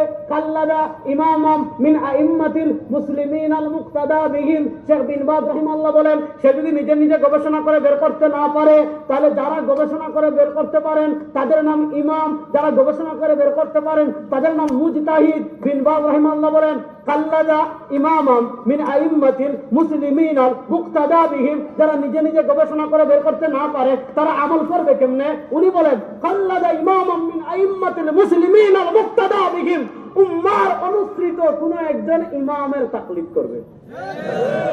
এখন আব্দুর রাজ্জাক ফরিদ সাহেবকে বলেছে তাকলিদ করা কি? উনি বলেছে তাকলিদ করা হারাম। নাউজুবিল্লাহ বলেন। আচ্ছা বলেন, তাকলিদ করা যদি হারাম হয়, আপনি তাকলিদ দ্বারা কি বুঝছেন? আমি বিন বাজ রাহিমাহুল্লাহর কিতাব দেখালাম, এবার আরেকটা কিতাব দেখাই। এটা হলো বিন বাজ রাহিমাহুল্লাহ। আমি সৌদি আরবের আরেকজন শীর্ষ আলেমের ফতোয়া আপনাদেরকে দেখাই। উনি হলেন শেখ সালেহ আল উসাইমিন রাহিমাহুল্লাহ। উনিও বিন বাজ রাহিমাহুল্লাহর পরে সৌদি আরবের শীর্ষ আলেম ছিলেন শেখ বিন বাজ রাহিমাহুল্লাহ। ওনার কিতাব, শেখ বিন বাজ রাহিমাহুল্লাহর কিতাবের নাম লিকাআতুল বাবিল মফতুহা। আপনি নেটে সার্চ দিলেই পাবেন, লিকাআতুল বাবিল মফতুহা। দেখেন যে সমস্যার সমাধান বিন বাজ রাহিমাহুল্লাহ দিয়েছেন, সেই সমস্যার সমাধান সৌদি আরবের শীর্ষ আলেম শেখ সালেহ আল উসাইমিন রাহিমাহুল্লাহ দিচ্ছেন। শেখ সালেহ আল উসাইমিন রাহিমাহুল্লাহ জবাব দিচ্ছেন, ওয়ালা শাক্কা আন্না মিনান নাসি মিন আহদি সাহাবাতি রাদিয়াল্লাহু তাআলা আনহু ইলা আহদিনা হাযা মান লা ইস্তাতিউল উসুল বিনফসিহি লিজাহলিহি ওয়া কুসুরিহি ওয়া ওয়াযীফাতু হাযা আন ইয়াসআল আহলাল ইলমি ওয়া সুআল আহলিল ইলমি ইস্তালজিমুল আখয বিমা ক্বালু ওয়াল আখয বিমা ক্বালু হুয়া তাকলিদ। শেখ বিন বাজ শেখ সালেহ আল উসাইমিন রাহিমাহুল্লাহ বলেন, ওয়ালা শাক্কা, এত কোনো সন্দেহ নাই, মনোযোগ, ওয়ালা শাক্কা, এত কোনো সন্দেহ নাই, আন্না মিনান নাস, কিছু মানুষ এমন আছে, মিন আহদি সাহাবা, সাহাবায়ে কেরাম রিদওয়ানুল্লাহি আলাইহিম আজমাইনের যুগ থেকে শুরু করে ইলা আহদিনা হাযা, আমাদের যুগ পর্যন্ত, সাহাবায়ে কেরাম রিদওয়ানুল্লাহি আলাইহিম আজমাইনের যুগ থেকে শুরু করে আমাদের যুগ পর্যন্ত কিছু মানুষ এমন আছে, মান লা ইস্তাতিউল উসুল বিনাফসিহি, যারা নিজেরা গবেষণা করে কোরআন সুন্নাহ থেকে বের করতে পারে না, লিজাহলি ওয়া কুসুরিহি, তাদের জাহালাত এবং কোরআন সুন্নাহর জ্ঞানের অক্ষমতা থাকার কারণে। যেমন বিন বাজ বলেছেন, সাহাবী শেখ সালেহ আল উসাইমিন বলেছেন, সাহাবায়ে কেরামের যুগ থেকে নিয়ে আমাদের যুগ পর্যন্ত কিছু মানুষ এমন আছে যারা বের করতে পারে না, যেমন এখানে আমরা কেউ বের করতে পারি না। তাহলে প্রশ্ন হলো, আমরা যেহেতু পারি না, আমল করবো কেমনে? উনি বলেন, ওয়াযীফাতু হাযা, সে আমল করবে কেমনে? তার চিকিৎসা হলো ইয়াসআল আহলাল ইলমি, সে মুস্তাহিদ ইমামদেরকে জিজ্ঞাসা করবে, মুস্তাহিদ ইমামদেরকে সমাধান দেন, ওইটা মেনে আমল করবে। ওই যে যারা পারে না তারা আমল করার জন্য মুস্তাহিদ ইমামদেরকে মাধ্যম বানালো, ওয়াল আখয বিমা ক্বালু হুয়া তাকলিদ, ওই মুস্তাহিদ ইমামদেরকে মাধ্যম বানানোকে আরবিতে বলে তাকলিদ বা মাযহাব। আমরা যারা পারি না, মনোযোগ, আমরা যারা পারি না তারা আমল করার জন্য মাধ্যম বানালাম মুজতাহিদ ইমামদেরকে। এবার বুঝেন, বাংলাদেশে যারা বলেন আমরা মাযহাব মানি না, বাংলাদেশে যারা বলেন আমরা ফিকহ মানি না, বাংলাদেশে যারা বলেন আমরা কোন ইমামের তাকলিদ করি না, প্রশ্ন হলো আপনারা বলেন, আপনাদের বিবেককে জিজ্ঞাসা করেন, উনারা মাশাআল্লাহ প্রত্যেকেই মুজতাহিদ?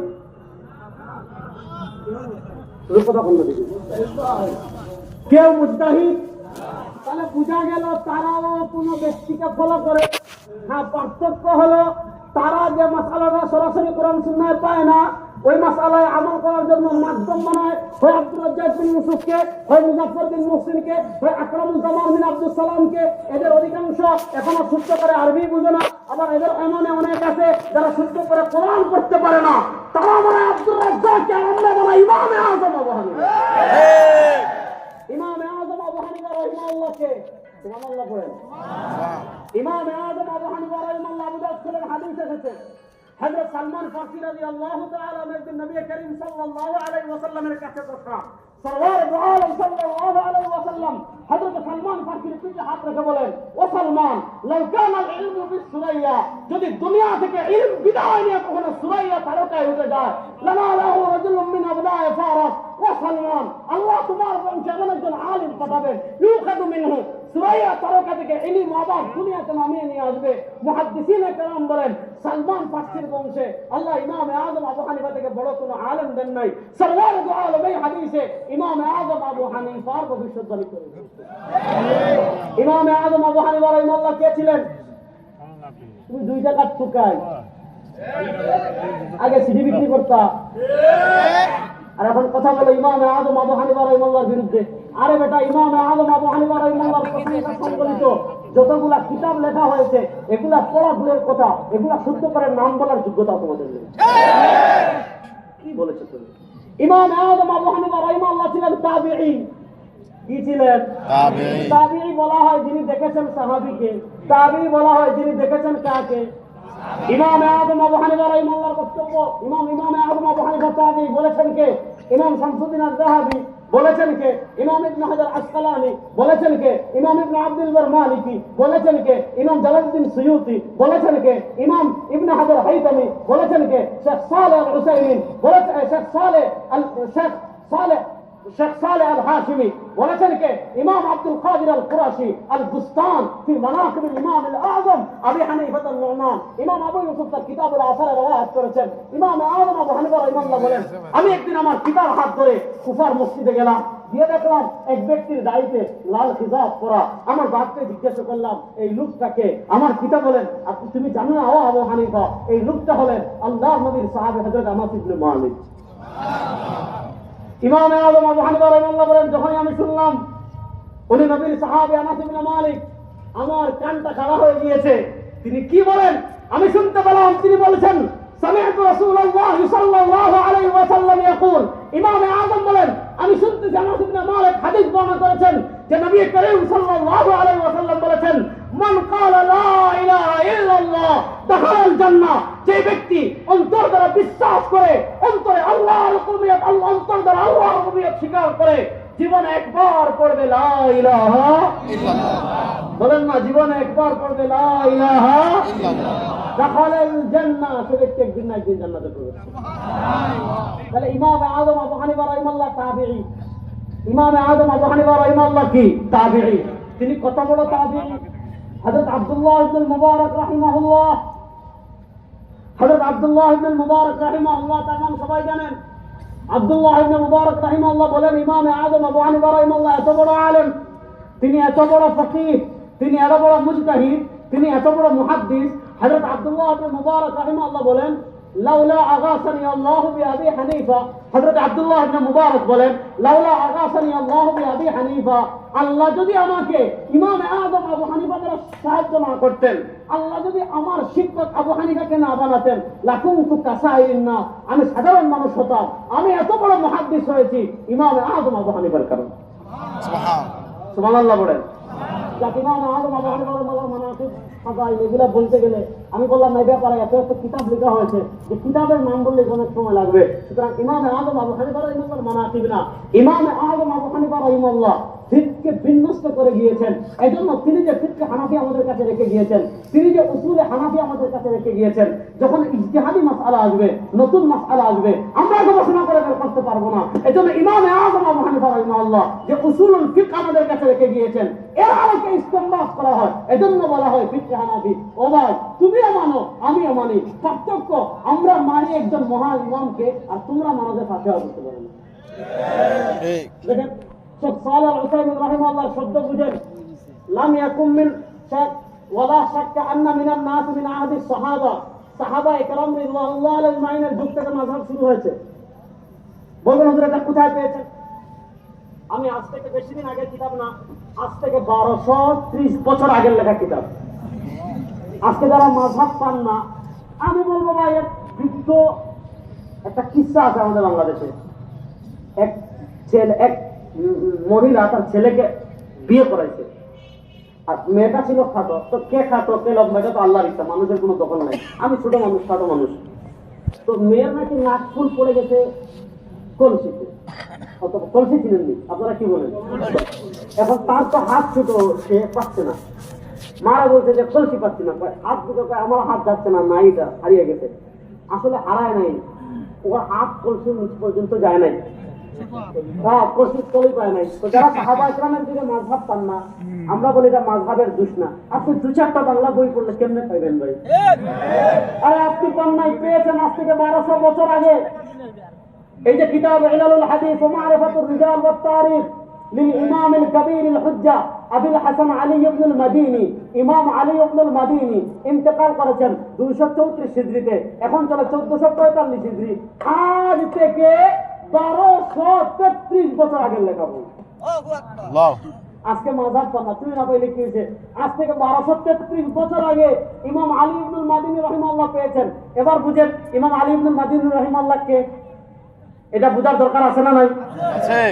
ক্লান্ত হয়ে গেছেন, যারা সবর করে। আল্লামা আব্দুল বাসিত খান হাফিজাহুল্লাহ আসলে রেজাউদ্দিন আব্বাস সাহেবের বক্তব্য শেষ, একটু সবর করেন। ইমাম আলী ইবনুল মাদিনী রাহিমাহুল্লাহ কে? এক নম্বর বুঝেন, ইমাম আলী ইবনুল মাদিনী রাহিমাহুল্লাহ হলেন ইমাম বুখারী রাহিমাহুল্লাহ খাস উস্তাদ। শুধু ইমাম বুখারী রাহিমাহুল্লাহ খাস উস্তাদ না, ইমাম শামসুদ্দিন আয-যাহাবী রাহমাতুল্লাহ আলাইহি 748 হিজরিতে ইন্তেকাল করেছেন। তার লিখিত একটা কিতাব আছে তাযকিরাতুল হুফাজ।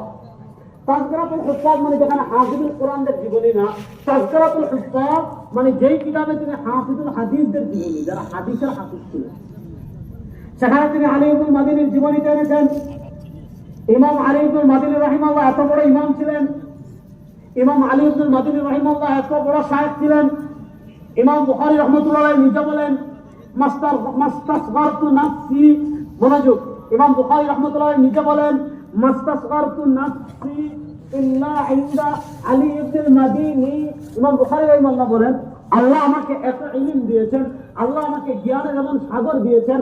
ইমাম বুখারী রাহিমাহুল্লাহ নিজে বলেন মাস্তাসগারতু নাফসি, জ্ঞানের কারণে দুনিয়ার কোন জায়গায় গিয়ে আমি বুখারী কোন আলেমের কাছে গিয়ে, কোন মুহাদ্দিসের কাছে গিয়ে, কোন ফকিহের কাছে গিয়ে আমি বুখারী নিজেকে ছোট করতে হয়নি। আল্লাহ আমাকে এত ইলম দিয়েছেন। ইল্লা ইনদা আলী ইবনুল মাদিনী, তবে আমার শায়েখ আলী ইবনুল মাদিনী রাহিমাহুল্লাহ ইলম এত বেশি, আমার শায়েখ আলী ইবনুল মাদিনী রাহিমাহুল্লাহ এত বড় মুহাদ্দিস। ইমাম বুখারী বলেন যখন আমি আলী ইবনুল মাদিনী রাহিমাহুল্লাহর কাছে গিয়েছি, আমি বুখারীও নিজেকে ছোট করে ফেলেছি। তাহলে বুঝেন যার কাছে গেলে ইমাম বুখারী নিজেকে ছোট করে ফেলেন, উনি খুব ছোট আলেম না? আর আসতে বলেন না অনেক বড়, শুধু অনেক বড় না, অনেক বড়। দেখেন ইমাম বুখারী রাহমাতুল্লাহ আলাইহি যার কাছে গেলে নিজেকে ছোট করে ফেলতেন, ওই মহান ইমামের লেখা কিতাব ইলালুল হাদিস ওয়া মারিফাতুর রিজাল ওয়াত তারিখ, এই কিতাবের 117 নম্বর পৃষ্ঠা, এই কিতাবের 117 নম্বর পৃষ্ঠা থেকে আমি পড়ে শোনাই। দেখেন লাম ইয়াকুন ফি আসহাবি রাসূলিল্লাহ সাল্লাল্লাহু আলাইহি ওয়াসাল্লাম, মনোযোগ দিয়ে প্রসঙ্গটা শুনেন। ইমাম আলী ইবনুল মাদিনী রাহিমাহুল্লাহ বলেন লাম ইয়াকুন ফি আসহাবি রাসূলিল্লাহ সাল্লাল্লাহু আলাইহি ওয়াসাল্লাম মান লাহু সুহাইবাতুন ইয়াযহাবুনা মাযহাবাহু ওয়া ইফতুনা বিফতওয়াহু ওয়া ইয়াসলুকুনা তরিকাতাহু ইল্লা সালাসা। লাম ইয়াকুন, ছিলেন না, ফি আসহাবি রাসূলিল্লাহ সাল্লাল্লাহু আলাইহি ওয়াসাল্লাম, নবী করিম সাল্লাল্লাহু আলাইহি ওয়াসাল্লামের সাহাবা ইকরামের মাঝে মান লাহু সুহাইবা, যাদের সুহবত ছিল, যারা নবী করিম সাল্লাল্লাহু আলাইহি ওয়াসাল্লামের সাহাবী ছিলেন, তারা সবাই মুজতাহিদ ছিলেন না, তারা সবাই লামাযহাবী ছিলেন না, বরং ইয়াযহাবুনা মাযহাবাহু। সুবহানাল্লাহ, সুবহানাল্লাহ বলেন না? সব সাহাবা ইকরামের মাযহাব কেউ লামাযহাবী ছিলেন না। ইয়াযহাবুনা মাযহাবাহু, সাহাবারা মাযহাব মানতেন, সবার না, ইল্লা সালাসা, সব সাহাবী মাযহাব মানতেন 3 জন সাহাবী। আর আসতে সুবহানাল্লাহ বলেন। তাহলে কোন সাহাবী লামাযহাবী ছিলেন না, সব সাহাবী মাযহাব মানতেন। কয়জন সাহাবী? 3 জন। বলেন না, সব সাহাবী মাযহাব মানতেন কয়জনের? এই 3 জন কে কে? আব্দুল্লাহ ইবনে মাসউদ ওয়া যায়েদ ইবনে সাবিত ওয়া আব্দুল্লাহ ইবনে আব্বাস। এই 3 জন সাহাবীকে, আব্দুল্লাহ ইবনে মাসউদ, এই 3 জনকে যায়েদ ইবনে সাবিত, এই 3 জনকে আব্দুল্লাহ ইবনে আব্বাস। 3 জন, একজন হলেন আব্দুল্লাহ ইবনে মাসউদ, একজন হলেন আব্দুল্লাহ ইবনে আব্বাস, একজন হলেন যায়েদ ইবনে সাবিত। এখানে আমরা সব সাহাবী 3 জন সাহাবীর মাযহাব মানার কথা পেলাম। দেখেন এই 3 সাহাবী 3 এলাকায় থাকতেন। হযরত ইবনে মাসউদ রাদিয়াল্লাহু তাআলা আনহু কুফায় থাকতেন, ইরাকের মানুষ তার মাযহাব মানত। হযরত যায়েদ ইবনে সাবিত রাদিয়াল্লাহু তাআলা আনহু মদিনায় থাকতেন, মদিনাবাসী তার মাযহাব মানত। হযরত ইবনে আব্বাস রাদিয়াল্লাহু তাআলা আনহু মক্কায় থাকতেন, মক্কাবাসী তার মাযহাব মানত। আর আগে আমরা ইমাম ইবনে আব্দুল বার মালিকি রাহিমাহুল্লাহ জামিউ বায়ানুল ইলম ওয়া ফাযলিহি থেকে দেখিয়েছি, ইয়ামানবাসী মুআয ইবনে জাবালের মাযহাব মানত। এই চারটা শহর ছিল ইসলামের সূচনা লগ্নে, চারটা বড় বড় শহর ছিল মক্কা, মদিনা, ইরাক, ইয়ামান। মক্কা, মদিনা, ইরাক, ইয়ামান। মক্কার মানুষ ইবনে আব্বাস রাদিয়াল্লাহু তাআলার মাযহাব মানত, মদিনার মানুষ যায়েদ ইবনে সাবিত রাদিয়াল্লাহু তাআলার মাযহাব মানত, ইয়ামানের মানুষ মুআয ইবনে জাবাল রাদিয়াল্লাহু তাআলার মাযহাব মানত, ইরাকের মানুষ হযরত ইবনে মাসউদ রাদিয়াল্লাহু তাআলার মাযহাব মানত। এই চারজন সাহাবী থেকে চারটা মাযহাব আসছে। বলেন চারজন সাহাবী থেকে কে আসছে চারটা? আমি বলছি না, ইমাম আলী ইবনে মাদিনী বলছেন। তাহলে প্রশ্ন করতে পারেন, আচ্ছা খুব ভালো কথা, প্রসঙ্গটা বুঝেন, প্রশ্ন করতে পারেন, খুব ভালো কথা। যেমন দেখেন হযরত ইবনে আব্বাস রাদিয়াল্লাহু তাআলা থেকে যে মাযহাবটা আসছে, এই মাযহাব পরবর্তীতে মক্কায় ছিলেন ইমাম শাফিঈ, এটা হয়তো ফিকহ শাফিঈ। হযরত যায়েদ ইবনে সাবিত রাদিয়াল্লাহু তাআলা থেকে যে মাযহাবটা এসেছে, যায়েদ ইবনে সাবিত ছিলেন মদিনায়, ইমাম মালিক রাহিমাহুল্লাহ ছিলেন মদিনায়, এটা হয়েছে তোমার মাযহাবে মালিকি। হযরত ইবনে মাসউদ রাদিয়াল্লাহু তাআলা থেকে যে মাযহাবটা এসেছে, এটা হয়েছে পরবর্তীতে ফিকহ হানাফি। হযরত মুআয ইবনে জাবাল রাদিয়াল্লাহু তাআলা থেকে যে মাযহাবটা এসেছে, এটা হয়েছে মাযহাবে হাম্বলি, ইমাম আহমদ ইবনে হাম্বল রাহিমাহুল্লাহর মাযহাব। দেখেন চারটা মাযহাব চারজন সাহাবী থেকে এসেছে, একটা পরবর্তীতে ফিকহ হানাফি হয়েছে, একটা ফিকহ শাফিঈ হয়েছে, একটা ফিকহ মালিকি হয়েছে, একটা ফিকহ হাম্বলি হয়েছে। যেমন আমাদের হানাফি মাযহাব এসেছে কোথা থেকে? আল ফিকহু যারাহু ইবনে মাসউদ ওয়া আলকামা হাসাদুহু সুম্মা ইব্রাহিম দাব্বাস নু'মান তাহিনুহু ইয়াকুব আদিনুহু মুহাম্মাদুল খাবিদুন ওয়াল আকিলুন নাস। ফিকহ হানাফির সূচনা করেছেন হযরত আব্দুল্লাহ ইবনে মাসউদ রাদিয়াল্লাহু তাআলা আনহু কুফায়। হযরত আব্দুল্লাহ ইবনে মাসউদ রাদিয়াল্লাহু তাআলা আনহু কুফা তৃতীয় ইন্তেকাল করেছেন, তার জায়গায় এসেছেন আলকামা, আলকামা ইবনে ওয়াক্কাস আল-লাইসি। হযরত আলকামা 62 হিজরিতে ইন্তেকাল করেছেন, তার জায়গায় এসেছেন ইব্রাহিম নাখাই রাহিমাহুল্লাহ, ইব্রাহিম নাখাই রাহিমাহুল্লাহ 92 বা 94 হিজরিতে ইন্তেকাল করেছেন, তার জায়গায় আসেন হযরত হাম্মাদ ইবনে আবি সুলাইমান, হযরত হাম্মাদ ইবনে আবি সুলাইমান ইন্তেকাল করেছেন, তার জায়গায় এসেছেন ইমাম আযম আবু হানিফা, তার জায়গায় এসেছেন কে? ইমাম আযম আবু হানিফা। এবার বুঝেন, ইমাম আযম আবু হানিফা রাহিমাহুল্লাহ মাযহাবের আবিষ্কারক না, কিচ্ছু না। ইমাম শাফিঈ ও মাযহাবের আবিষ্কারক না, ইমাম আহমদ ইবনে হাম্বল রাহিমাহুল্লাহ মাযহাবের আবিষ্কারক না, ইমাম মালিক রাহিমাহুল্লাহ মাযহাবের আবিষ্কারক না। এই চারটা মাযহাব এসেছে চারজন সাহাবী থেকে। পরবর্তীতে কোনটা হানাফি নাম হয়েছে, পরবর্তীতে কোনটা। এখন প্রশ্ন করতে পারেন, আচ্ছা ঠিক আছে, যদি এটা ইবনে মাসউদ রাদিয়াল্লাহু তাআলা থেকে আসে, তাহলে এটা মাযহাবে ইবনে মাসউদ, এটা মাযহাবে ইবনে মাসউদ না হয়ে মাযহাবে হানাফি হলো কেন? ইমামদের নামে নামকরণ করা হলো কেন? এই প্রশ্নের জবাব আমাদের লামাযহাবীদের আকীদার 1 নম্বর ইমাম শেখুল ইসলাম ইবনে তাইমিয়া রাহিমাহুল্লাহ। দেখেন, আমি কিন্তু আমাদের কিতাব থেকে একটা রেফারেন্স দিচ্ছি না ইচ্ছা করে। এই প্রশ্নের জবাব আমি দেই নাই, এই প্রশ্নের জবাব আজ থেকে 700 বছর আগে এই প্রশ্ন প্রথম উঠিয়েছিল রাফিদীরা, মাযহাবের বিরোধিতা করেছিল রাফিদীরা, ইসলামের ইতিহাসে মাযহাবের বিরোধিতা করেছিল শিয়ারা। আর আজকে যারা এই তোমার ঘুমটা দিয়ে হাদিসের নামে মাযহাবের বিরুদ্ধে বলে ঘুরে দেখবেন তাদের শিকড় কোথায় লাগে। তাদের শিকড় যদি যাচাই করতে চান, এই 7-8 মাসে আপনি সর্বশেষ দেখেন কারা ফিলিস্তিনের মজলুম মুসলমানের পক্ষে আর কারা ইসরায়েলের পক্ষে, কারা হামাসের পক্ষে আর কারা তেল আবিবের পক্ষে, কারা মুসলমানের পক্ষে আর কারা ইসরায়েলের পক্ষে। সারা দুনিয়ার সব মুসলমান হামাসের জিহাদের পক্ষে। আপনারা বাংলাদেশে দেখেন মাথায় লাল গুমটা দিয়ে, মাথায় সাদা গুমটা দিয়ে কারা আজকে হামাসের জিহাদের বিরোধিতা করে, কারা ইহুদিদের পক্ষে কথা বলে। আরে যারা ইহুদিদের পক্ষে কথা বলে, যারা ইসরায়েলের পক্ষে কথা বলে, তোমাদের গুমটা আমরা থুতু মারি, তোমাদের আদর্শে আমরা থুতু মারি। যে আদর্শ তোমাকে মজলুম মুসলমানের পক্ষে দাঁড়াতে সাহায্য করে না, যে আদর্শ তোমাকে হামাসের মুজাহিদদের পক্ষে দাঁড়াতে সহযোগিতা করে না, যে আদর্শ তোমাকে ফিলিস্তিনের পক্ষে দাঁড়াতে সহযোগিতা করে না, ওই আদর্শ আমরা লাথি মারি, ওই আদর্শ আমরা পেশাব করি। ওই আদর্শ কোন মুসলমানের হতে পারে না, ওই আদর্শ তাদেরই হতে পারে যাদের শরীরে আব্দুল্লাহ ইবনে উবাইয়ের শরীরের রক্ত আছে। দেখেন, খেলা কিন্তু জমে গেছে, খেলা জমছে না। আচ্ছা বলেন, এই যে ফিলিস্তিনের মালিক কারা? আমরা। মারতে কারা? ফিলিস্তিনের মালিক কারা? আমরা। বলেন না, আজকে বলেন। আরে ফিলিস্তিনের জায়গার দলিল আমাদের, খতিয়ানও আমাদের, দাগও আমাদের। আরে ইসরায়েল তো ডাকাত, চোর। তাহলে বলেন ফিলিস্তিনের মালিক কারা? আমরা। আজকে বলেন। মুসলমান ভয় পাইতেছেন। আরে মুসলমানকে কাকে ভয় পায়? মুসলমান ভয় পায় কাকে? আল্লাহকে। বলেন, মুসলমান ভয় পায় একমাত্র কাকে? আল্লাহকে। ফিলিস্তিনের মালিক কারা? আমরা। গাজার মালিক কারা? আমরা। জুড়ে বলেন, মসজিদে আকসার মালিক কারা? আমরা। বাবে লুদ্দের মালিক কারা? আসকালানের মালিক কারা? আরে গোটা ফিলিস্তিনের মালিক আমরা।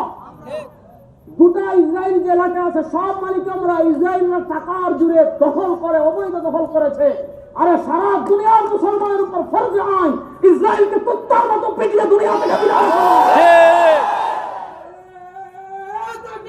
আল্লাহু আকবার। হুশিয়ার।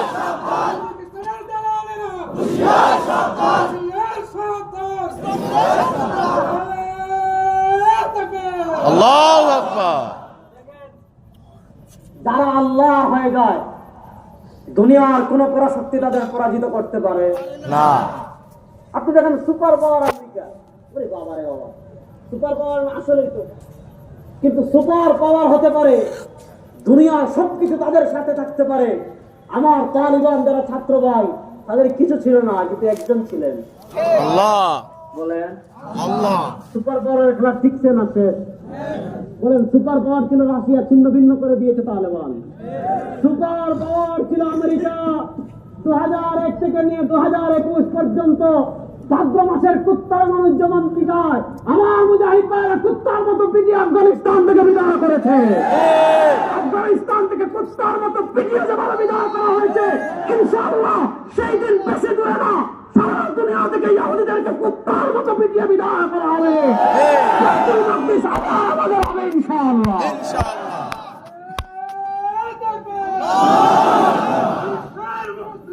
হ্যাঁ, খাও লড়াই করো। দেখেন 80 বছর থেকে ইসরায়েল এমন কোন জুলুম নাই ফিলিস্তিনে করে নাই। ইসরায়েলের বিরুদ্ধে এই গুন্ডা মৌলবীরা একটা কথা কয় না।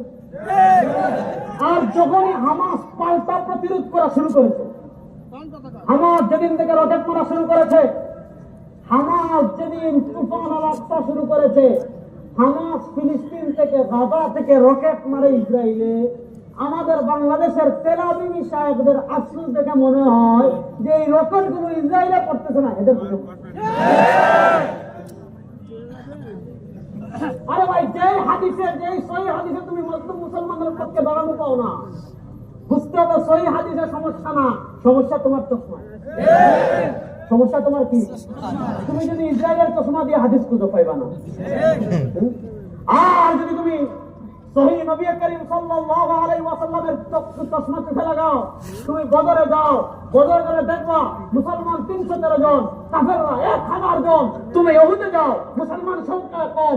তুমি খন্দকে যাও, মুসলমান সংখ্যা কম। তুমি ইয়ারমুকে যাও, মুসলমান সংখ্যা কম। তুমি কাসিয়া যাও, মুসলমান সংখ্যা কম। আরে আমরা সেই জাতি 313 জন নিয়ে খাবারকে খেয়ে দিয়েছি। আমরা সেই জাতি ইয়ারমুকে লক্ষ সৈন্যকে পরাজিত করেছি। 1400 বছরের ইতিহাস, আপনি সাম্প্রতিক ইতিহাস দেখেন। সুতরাং মুসলমান কখনো পরাজিত জাতি নয়। হামাস ইনশাআল্লাহ জিতবে।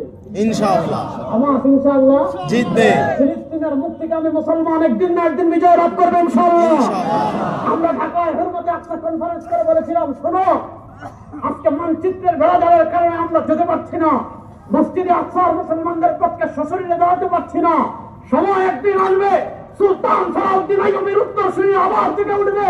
আমাদের যত ফুটা রক্ত ফিলিস্তিনে ঝরেছে, ইসরায়েলের বুকের উপর পাড়া দিয়ে, ইহুদিদের বুকের উপর পাড়া দিয়ে প্রত্যেক ফুটা রক্তের বদলা হবে ইনশাআল্লাহ। প্রত্যেক ফুটা রক্তের বদলা হবে। মুসলমানদের রক্ত খুব বিষাক্ত। মুসলমানের রক্ত ফেরাউন পান করে টিকতে পারে না, এটার ক্ষমতা চূর্ণ বিচূর্ণ হয়ে গিয়েছে। মুসলমানের রক্ত নমরুদ পান করে টিকতে পারে নাই, চূর্ণ বিচূর্ণ হয়ে গিয়েছে। মক্কার আবু জাহেল পারে নাই, চূর্ণ বিচূর্ণ হয়ে গিয়েছে। রোমান, কিসরা, কায়সার, বাইজেন্টাইন যারাই মুসলমানের রক্ত পান করেছে, তারাই টুকরা টুকরা হয়েছে। রাশিয়া হয়েছে, আমেরিকা হয়েছে, ইসরায়েলও টুকরা টুকরা হয়ে যাবে ইনশাআল্লাহ। ইনশাআল্লাহ। সুতরাং মজলুম ফিলিস্তিনিদের পাশে আমাদের দাঁড়ানোর প্রয়োজনীয়তা আছে না নাই? আছে। মজলুম মুসলমানদেরকে আমরা সহযোগিতা করতে চাই কি চাই না? চাই। হাত তুলে বলেন চাই কি চাই না? চাই। মজলুম মুসলমানদের পক্ষে আমরা দাঁড়াতে চাই কি চাই না? সুতরাং আজ থেকে ইসরায়েলের কোন পণ্য ব্যবহার করব না। ওয়াদা ওয়াদা, আজ থেকে ইসরায়েলের কোন পণ্য ব্যবহার করব না। পেপসি খাবো না। ধরে বলেন পেপসি খাবো, না। কোকা কোলা খাবো, না। 7 আপ খাবো, না। Israel boycott. বলেন ইসরায়েল। বয়কট। ইসরায়েলের কোন পণ্য কখনো ব্যবহার করব না। আমার সুন্দরগঞ্জ উলামা ওলামা পরিষদকে আমি অনুরোধ করে যাব, মাহফিল আয়োজন করেছেন, ভালো কথা, এক কাজ করবেন, ইসরায়েলের পণ্যের তালিকা প্রকাশ করে এই এলাকার যত মসজিদ আছে সব মসজিদে ইসরায়েলি পণ্যের তালিকা লাগিয়ে দিবেন। ইসরায়েলি কোন পণ্য আমরা ব্যবহার করব না, ইসরায়েলি কোন পণ্য আমরা ধরব না। এখন দেখবেন পেপসি চেঞ্জ করে ফেলছে, মানে বোকা চেঞ্জ করে ফেলছে, শাড়ি চেঞ্জ করে ফেলছে, কোকা কোলা খাবো না। যুবকরা বলো কোকা কোলা খাবো না। তুমি ড্রিঙ্ক খেতে যাও, দেশীয় ড্রিঙ্ক খাও, টাকা দেশে থাকবে, দেশের উন্নতি হবে। কিন্তু আপনি যে টাকা কোকা কোলাকে টাকা দিচ্ছেন, এই টাকা দিয়ে তারা অস্ত্র মানে আপনার বাইরে মারে। সুতরাং ইসরায়েলি পণ্য যদি ফ্রি দেয় তাও নিব না। কারণ ইসরায়েলি পণ্য ফ্রি দিলে ব্যবহার করবো না। কারা কারা এই ওয়াদা ফ্রি দিলে ব্যবহার করবো না? ফ্রি দিলে ব্যবহার করবো না ইনশাআল্লাহ। দেখেন আপনি দেখেন, শুধু হামাসের জিহাদটা শুরু হয়েছে, আমাদের এক সাহেব কি বলেছে যে হামাস জিহাদ করতেছে না, পাগলামি করতেছে। তোমার কাছে পাগলামি, তোমার কাছে এখন হামাসের জিহাদ পাগলামি মনে হচ্ছে। আরে তুমি যদি রাসূল সাল্লাল্লাহু আলাইহি যুগে থাকতা, আব্দুল্লাহ ইবনে উবাই ইবনে সালুল যেমন বদরকে পাগলামি বলেছিল, উহুদকে পাগলামি বলেছিল, তারা বদরে যায় নাই, উহুদে যায় নাই, তোমার শরীরে, আরে তুমি যদি ইসলাম হইতা, তুমি যদি ইসলামের প্রকৃত অনুসারী হইতা, হযরত মিকদাদ ইবনে আসওয়াদ রাদিয়াল্লাহু তাআলা হাদিস বুখারী থেকে সুবহানাল্লাহ পড়েন। এদিকে গেল কথা যাবে, আরেকদিকে মূল কথা এখনো বাকি আছে, মনোযোগ। নবী করিম সাল্লাল্লাহু নবী করিম সাল্লাল্লাহু আলাইহি ওয়াসাল্লাম যখন বদরের যুদ্ধে গিয়েছেন, গিয়ে দেখেন কাফের 1000 অস্ত্র আছে, ঘোড়া আছে, সৈন্য আছে, মুসলমান 300 অস্ত্র নাই, ঘোড়া নাই, সৈন্য কম। পরামর্শের জন্য বসেছেন কি করা যায়। হযরত সিদ্দিক আকবর প্রথম দাঁড়িয়েছেন, নবী বলেন তুমি বসো। আরে তুমি তো হিজরত করে আসছো, তুমি তো জিহাদ করবা, তোমার মতামতের তো দরকার নাই। নবী করিম সাল্লাল্লাহু আলাইহি ওয়াসাল্লাম আনসার সাহাবীদের মতামত দিতে চাচ্ছিলেন। আনসারদের নেতা ছিলেন হযরত মিকদাদ ইবনে আসওয়াদ রাদিয়াল্লাহু তাআলা আনহু। হযরত মিকদাদ ইবনে আসওয়াদ রাদিয়াল্লাহু তাআলা যখন বুঝতে পেরেছেন নবী করিম সাল্লাল্লাহু আলাইহি ওয়াসাল্লাম আনসার সাহাবীদের মতামত দিতে যাচ্ছেন, হযরত মিকদাদ ইবনে আসওয়াদ দাঁড়িয়ে বললেন, ইয়া রাসূলুল্লাহ, লা নাকুলু কামা ক্বালা আসহাবু মূসা, اذهب انت وربك فقاتلا انا هاهنا قاعدون. لا نقول كما قال اصحاب موسى إن اذهب أنت وربك فقاتلا إنا هاهنا قاعدون نقاتل عن يمينك وعن شمالك وعن خلفك وعن أمامك. হযরত মিকদাদ ইবনে আসওয়াদ বলেন, ইয়া রাসূলুল্লাহ, আমরা মুসার সঙ্গীদের মতো বলবো না যে তুমি আর তোমার খোদা যাও, আমরা যুদ্ধ করব না। না, নুকাতিলু আন ইয়ামিনিক ওয়া আন শিমালিক ওয়া আন আমামিক ওয়া আন খালফিক। ও আল্লাহর নবী, যতক্ষণ আমাদের শরীরে রক্ত থাকবে আপনার ডানে বামে সামনে পিছনে থেকে জিহাদ করব। সুতরাং আমরা বলি আমাদের শরীরে যতক্ষণ রক্ত থাকবে ইসরায়েলের সাথে আমাদের খেলা চলবে ইনশাআল্লাহ। ইনশাআল্লাহ। ইনশাআল্লাহ। ইসরায়েলের সাথে খেলার জন্য প্রস্তুত আছেন না? নাই। ইনশাআল্লাহ। খেলা একটা সামনে আসতেছে ইনশাআল্লাহ। বলেন না, খেলা একটা সামনে আসতেছে কি আসতেছে না? আসতেছে। এই খেলার ভবিষ্যৎবাণী করে গিয়েছেন সরওয়ার দু আলম সাল্লাল্লাহু আলাইহি ওয়াসাল্লাম, যে খেলার ভবিষ্যৎবাণী করে গিয়েছেন। ও বদরগঞ্জের, ও আপনার সুন্দরগঞ্জের, পীরগঞ্জের মুসলমান, একটা খেলা ইহুদিদের সাথে আমাদের হবে, যে খেলা ভবিষ্যৎবাণী করে গিয়েছেন সরওয়ার দু আলম সাল্লাল্লাহু আলাইহি ওয়াসাল্লাম। বর্তমান ইসরায়েলের একটা জায়গা আছে, ওই জায়গার নাম বাবে লুদ। ওই বাবে লুদে মুসলমান আর ইহুদিদের চূড়ান্ত যুদ্ধ হবে। মুসলমানদের নেতৃত্ব দিবেন হযরত ঈসা আলাইহিস সালাম, আর ইহুদিদের নেতৃত্ব দিবে কানা দাজ্জাল। হযরত ঈসা আলাইহিস সালামের নেতৃত্বে ইহুদিদের সাথে চূড়ান্ত খেলার সময় ঘনিয়ে আসতেছে। সেই খেলায় ইহুদিদেরকে মুসলমান এমন পিটানো দিবে, ইহুদিরা যান বাঁচানোর জন্য গাছের নিচে আশ্রয় নিবে, ইহুদিরা যান বাঁচানোর জন্য পাথরের নিচে আশ্রয় নিবে। হযরত নওয়াস ইবনে সামআন রাদিয়াল্লাহু আনহু হাদিস সুনান ইবনে মাজাতে আসছে, ইহুদিরা যান বাঁচানোর জন্য গাছের নিচে আশ্রয় নিবে। আল্লাহ গাছের জবান খুলে দিবেন, গাছ বলবে, ওয়ারাই মুসলিম, ওয়ারাই ইহুদি ইয়া মুসলিম ফাকতুল। ও মুসলমান, আমার পিছনে ইহুদি লুকিয়েছে, তোমরা তাকে হত্যা করো। ঠিক। ইল্লাল গরকাত, হাদিসে আসছে শুধু একটা গাছ আছে গারকাত, ওই গারকাত গাছ কথা বলবে না। আমরা বলি গারকাত মারকাত কিচ্ছু মানি না। সময় যেদিন হবে পাহাড়ের নিচে লুকাইলে টাইনা বের করে প্রতিশোধ নেওয়া হবে। নদীর নিচে লুকালেও টেনে বের করে প্রত্যেক ফুটা রক্তের বদলা নেওয়া হবে ইনশাআল্লাহ। ইনশাআল্লাহ। পাহাড়ের উপর ঢুকে গেলেও বের করে প্রত্যেক ফুটা রক্তের বদলা নেওয়া হবে ইনশাআল্লাহ। মঙ্গল গ্রহ চলে গেলে ওখান থেকে নামিয়ে ফিলিস্তিনের প্রত্যেক ফুটা মুসলমানের রক্তের বদলা নেওয়া হবে ইনশাআল্লাহ। ইনশাআল্লাহ। সুতরাং ইসরায়েলের পণ্য বয়কট ইনশাআল্লাহ। ইনশাআল্লাহ। ইসরায়েলের পণ্য যেমন বয়কট, ইসরায়েলের দালালরাও বয়কট। ঠিক। বলেন, ইসরায়েলের পণ্য যেমন বয়কট, ইসরায়েলের পক্ষে যারা কথা বলবে তারাও বয়কট। গত 3 মাস আগের ঘটনা দেখেছেন, হালাবে এক ইমাম সাহেব জুমার খুতবা দিচ্ছে। জুমার খুতবা দিতে গিয়ে হামাসের বিরুদ্ধে বক্তব্য দিচ্ছে, ফিলিস্তিনের পক্ষে বিরুদ্ধে বক্তব্য দিচ্ছে, তেল আবিবের পক্ষে কথা বলছে। জনগণ দইরা উত্তম মাধ্যম দিয়ে পোশাক করে মসজিদ থেকে বের করে। ও সুন্দরগঞ্জের মুসলমান বলে যায়, বাংলাদেশের ওয়াজের পবিত্র মঞ্চে বসে, বাংলাদেশের মসজিদের পবিত্র মিম্বরে বসে কেউ যদি ফিলিস্তিনের মুক্তিকামী মুসলমানদের বিরোধিতা করে, কেউ যদি হামাসের জিহাদের বিরোধিতা করে, কেউ যদি ফিলিস্তিনের মজলুম মুসলমানের বিপক্ষে কথা বলে, তেল আবিবের পক্ষে দাঁড়িয়ে করে লঙ্ঘে ফেলে বের করে দিবেন ইনশাআল্লাহ। এই বাংলার জমি পবিত্র জমি, ইসরায়েলের কোন দালাল এই জমিটাই পাবে না ইনশাআল্লাহ। সুতরাং ইসরায়েলের পণ্য যেমন বয়কট, ইসরায়েলের দালালরাও বয়কট। বড় আসতে পারবে। বয়কট। ইসরায়েলের পণ্য যেমন বয়কট, ইসরায়েলের দালালরাও তেমন। বলেন, ইসরায়েলের পণ্য যেমন বয়কট, ইসরায়েলের দালালরাও বয়কট। আমরা যেমন ইসরায়েলের পণ্য ব্যবহার করবো না, ইসরায়েলের দালালদের থেকে যেমন 100 মাইল দূরে থাকবো তো ইনশাআল্লাহ। ইনশাআল্লাহ। ইবনে তাইমিয়া রাহিমাহুল্লাহর কিতাব দেখাবো। এই ইবনে তাইমিয়া রাহিমাহুল্লাহর কিতাব দেখে আর 2-4টা কথা বলে আমার আলোচনা শেষ করব। একটু মনোযোগ দিয়ে শুনেন। বলেছিলাম তাহলে ইমাম আযম আবু হানিফা রাহিমাহুল্লাহর নাম হলো নামকরণ করা হবে না কেন? শেখুল ইসলাম ইবনে তাইমিয়া রাহিমাহুল্লাহ ওই কিতাবের নাম মিনহাজুস সুন্নাতিন নবওয়িয়া।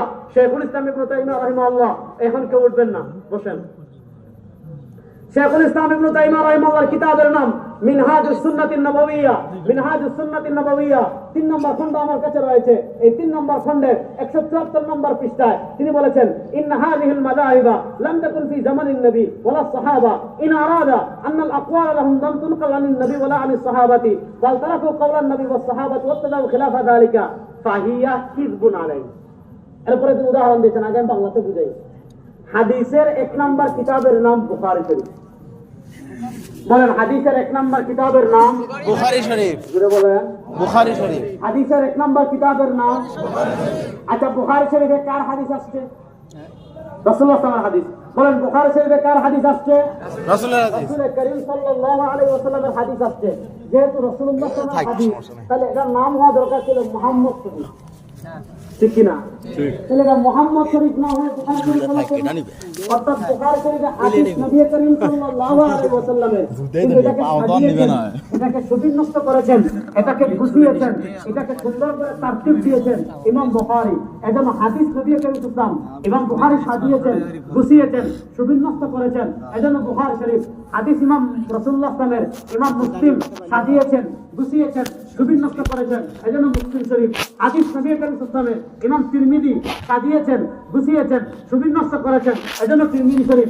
হাদিস নবী করিম সাল্লাল্লাহু আলাইহি ওয়াসাল্লামের ইমাম আবু দাউদ সাজিয়েছেন, গুছিয়েছেন, সুবিন্যস্ত করেছেন। এজন্য হলো আবু দাউদ শরীফ। ইমাম হাদিস নবী করিম সাল্লাল্লাহু আলাইহি ওয়াসাল্লামের ইমাম নাসাই সাজিয়েছেন, গুছিয়েছেন, সুবিন্যস্ত করেছেন। এজন্য নাসাই শরীফ। ঠিক তেমনি ভাবে মাযহাবে হানাফি এসেছে ইবনে আব্বাস ইবনে মাসউদ রাদিয়াল্লাহু তাআলা থেকে ইমাম আবু হানিফা সাজিয়েছেন, গুছিয়েছেন, সুবিন্যস্ত করেছেন। এজন্য মাযহাবে হানাফি। ইমাম মালিক রাহিমাহুল্লাহর মাযহাব এসেছে যায়েদ ইবনে সাবিত রাদিয়াল্লাহু তাআলা থেকে ইমাম মালিক সাজিয়েছেন, গুছিয়েছেন, সুবিন্যস্ত করেছেন। এজন্য মাযহাবে মালিকি। ইমাম শাফিঈ রাহিমাহুল্লাহর মাযহাব এসেছে ইবনে আব্বাস থেকে ইমাম শাফিঈ গুছিয়েছেন, সাজিয়েছেন, সুবিন্যস্ত করেছেন। এজন্য ফিকহ শাফিঈ। যেমন ভাবে হাদিসের কিতাব ইমামগণ সাজানো গুছানো তারতিব দেওয়ার কারণে ইমামদের নামে নামকরণ করা হয়েছে, ঠিক তেমনি ভাবে মাযহাবে এসেছে সাহাবায়ে কেরাম থেকে, মাযহাব এসেছে সাহাবায়ে কেরাম থেকে। আমি দলিল দেখিয়েছি ইলালুল হাদিস ওয়া মা'রিফাতুর রিজাল ওয়া তারিখ যে কিতাব লিখেছেন ইমাম আলী ইবনুল মাদিনী রাহিমাহুল্লাহ, ইমাম আলী ইবনুল মাদিনী রাহিমাহুল্লাহর কিতাব থেকে আমি দলিল দেখিয়েছি, যেহেতু সাহাবায়ে কেরাম থেকে এসেছে, কিন্তু ইমামগণ সাজিয়েছেন, গুছিয়েছেন, সুবিন্যস্ত করেছেন, ওই জন্য ইমামদের নামে মাযহাব নামকরণ করা হয়েছে। এই জন্য 700 বছরে শেখুল ইসলাম ইবনে তাইমিয়া রাহিমাহুল্লাহ উনার মিনহাজুস সুন্নাতিন নববিয়্যাহ এটা তিনি খণ্ডন করেছেন কাদের ফি নাকদি কালাম শিয়া ওয়াল কাদারিয়া। এই কিতাবটা তিনি কাদের খণ্ডনে লিখেছেন? মিনহাজুস সুন্নাতিন নববিয়্যাহ ফি নাকদি কালাম শিয়া ওয়াল কাদারিয়া। তিনি এই কিতাবটা শিয়া এবং কাদেরিয়া যারা আছে তাদের খণ্ডনে কি করেছেন? লিখেছেন। এবং তিনি দেখিয়েছেন ইসলামের ইতিহাসে কত মাযহাবের বিরোধিতা করেছিল শিয়ারা। বলেন শিয়ারা। প্রথম মাযহাবের বিরোধিতা করেছিল কারা? শিয়ারা। এটা আমার কথা না, আমার লামাযহাবী ভাইদের আকীদার 1 নম্বর ইমাম শেখুল ইসলাম ইবনে তাইমিয়া রাহিমাহুল্লাহ। সুতরাং একটা কথা বুঝেন, এক এলাকায় একটা সুন্নাহ চলে আসতেছে, ওই সুন্নাহটা যদি হাদিস দ্বারা প্রমাণিত হয় তাহলে ওই এলাকায় ওই সুন্নাহ বাদ দিয়ে আরেক সুন্নাহ এর দাওয়াত দেওয়া মানে সাধারণ মানুষের ভিতর ফিতনা সৃষ্টি করা। ঠিক। সুতরাং আমরা যারা ফিতনা সৃষ্টি করে তাদের সাথে যাব না। বলেন না, রাস্তে বলেন না। যারা ফিতনা সৃষ্টি করে আমরা তাদের দলে যাব। 1400 বছর থেকে যে ট্রেডিশনাল দ্বারা ইসলাম এসেছে সেই ট্রেডিশনাল দ্বারাই আমরা ইসলাম পালন করবো তো ইনশাআল্লাহ। বলেন না, পালন করবো তো ইনশাআল্লাহ। কারা কারা রাজি আছেন একটু দুই হাত তুলে নারায়ে তাকবীর। আল্লাহু আকবার। আল্লাহু আকবার জোরে বলুন। আল্লাহু আকবার। নারায়ে তাকবীর। নারায়ে তাকবীর। দেখেন আমাদের স্লোগান হবে আল্লাহু আকবার। আমাদের স্লোগান কি? জোরে বলেন, আমাদের স্লোগান কি হবে? বুখারী শরীফের হাদিস একটা শুনে এটা বলে শেষ করব, মনোযোগ দিয়ে বুঝেন।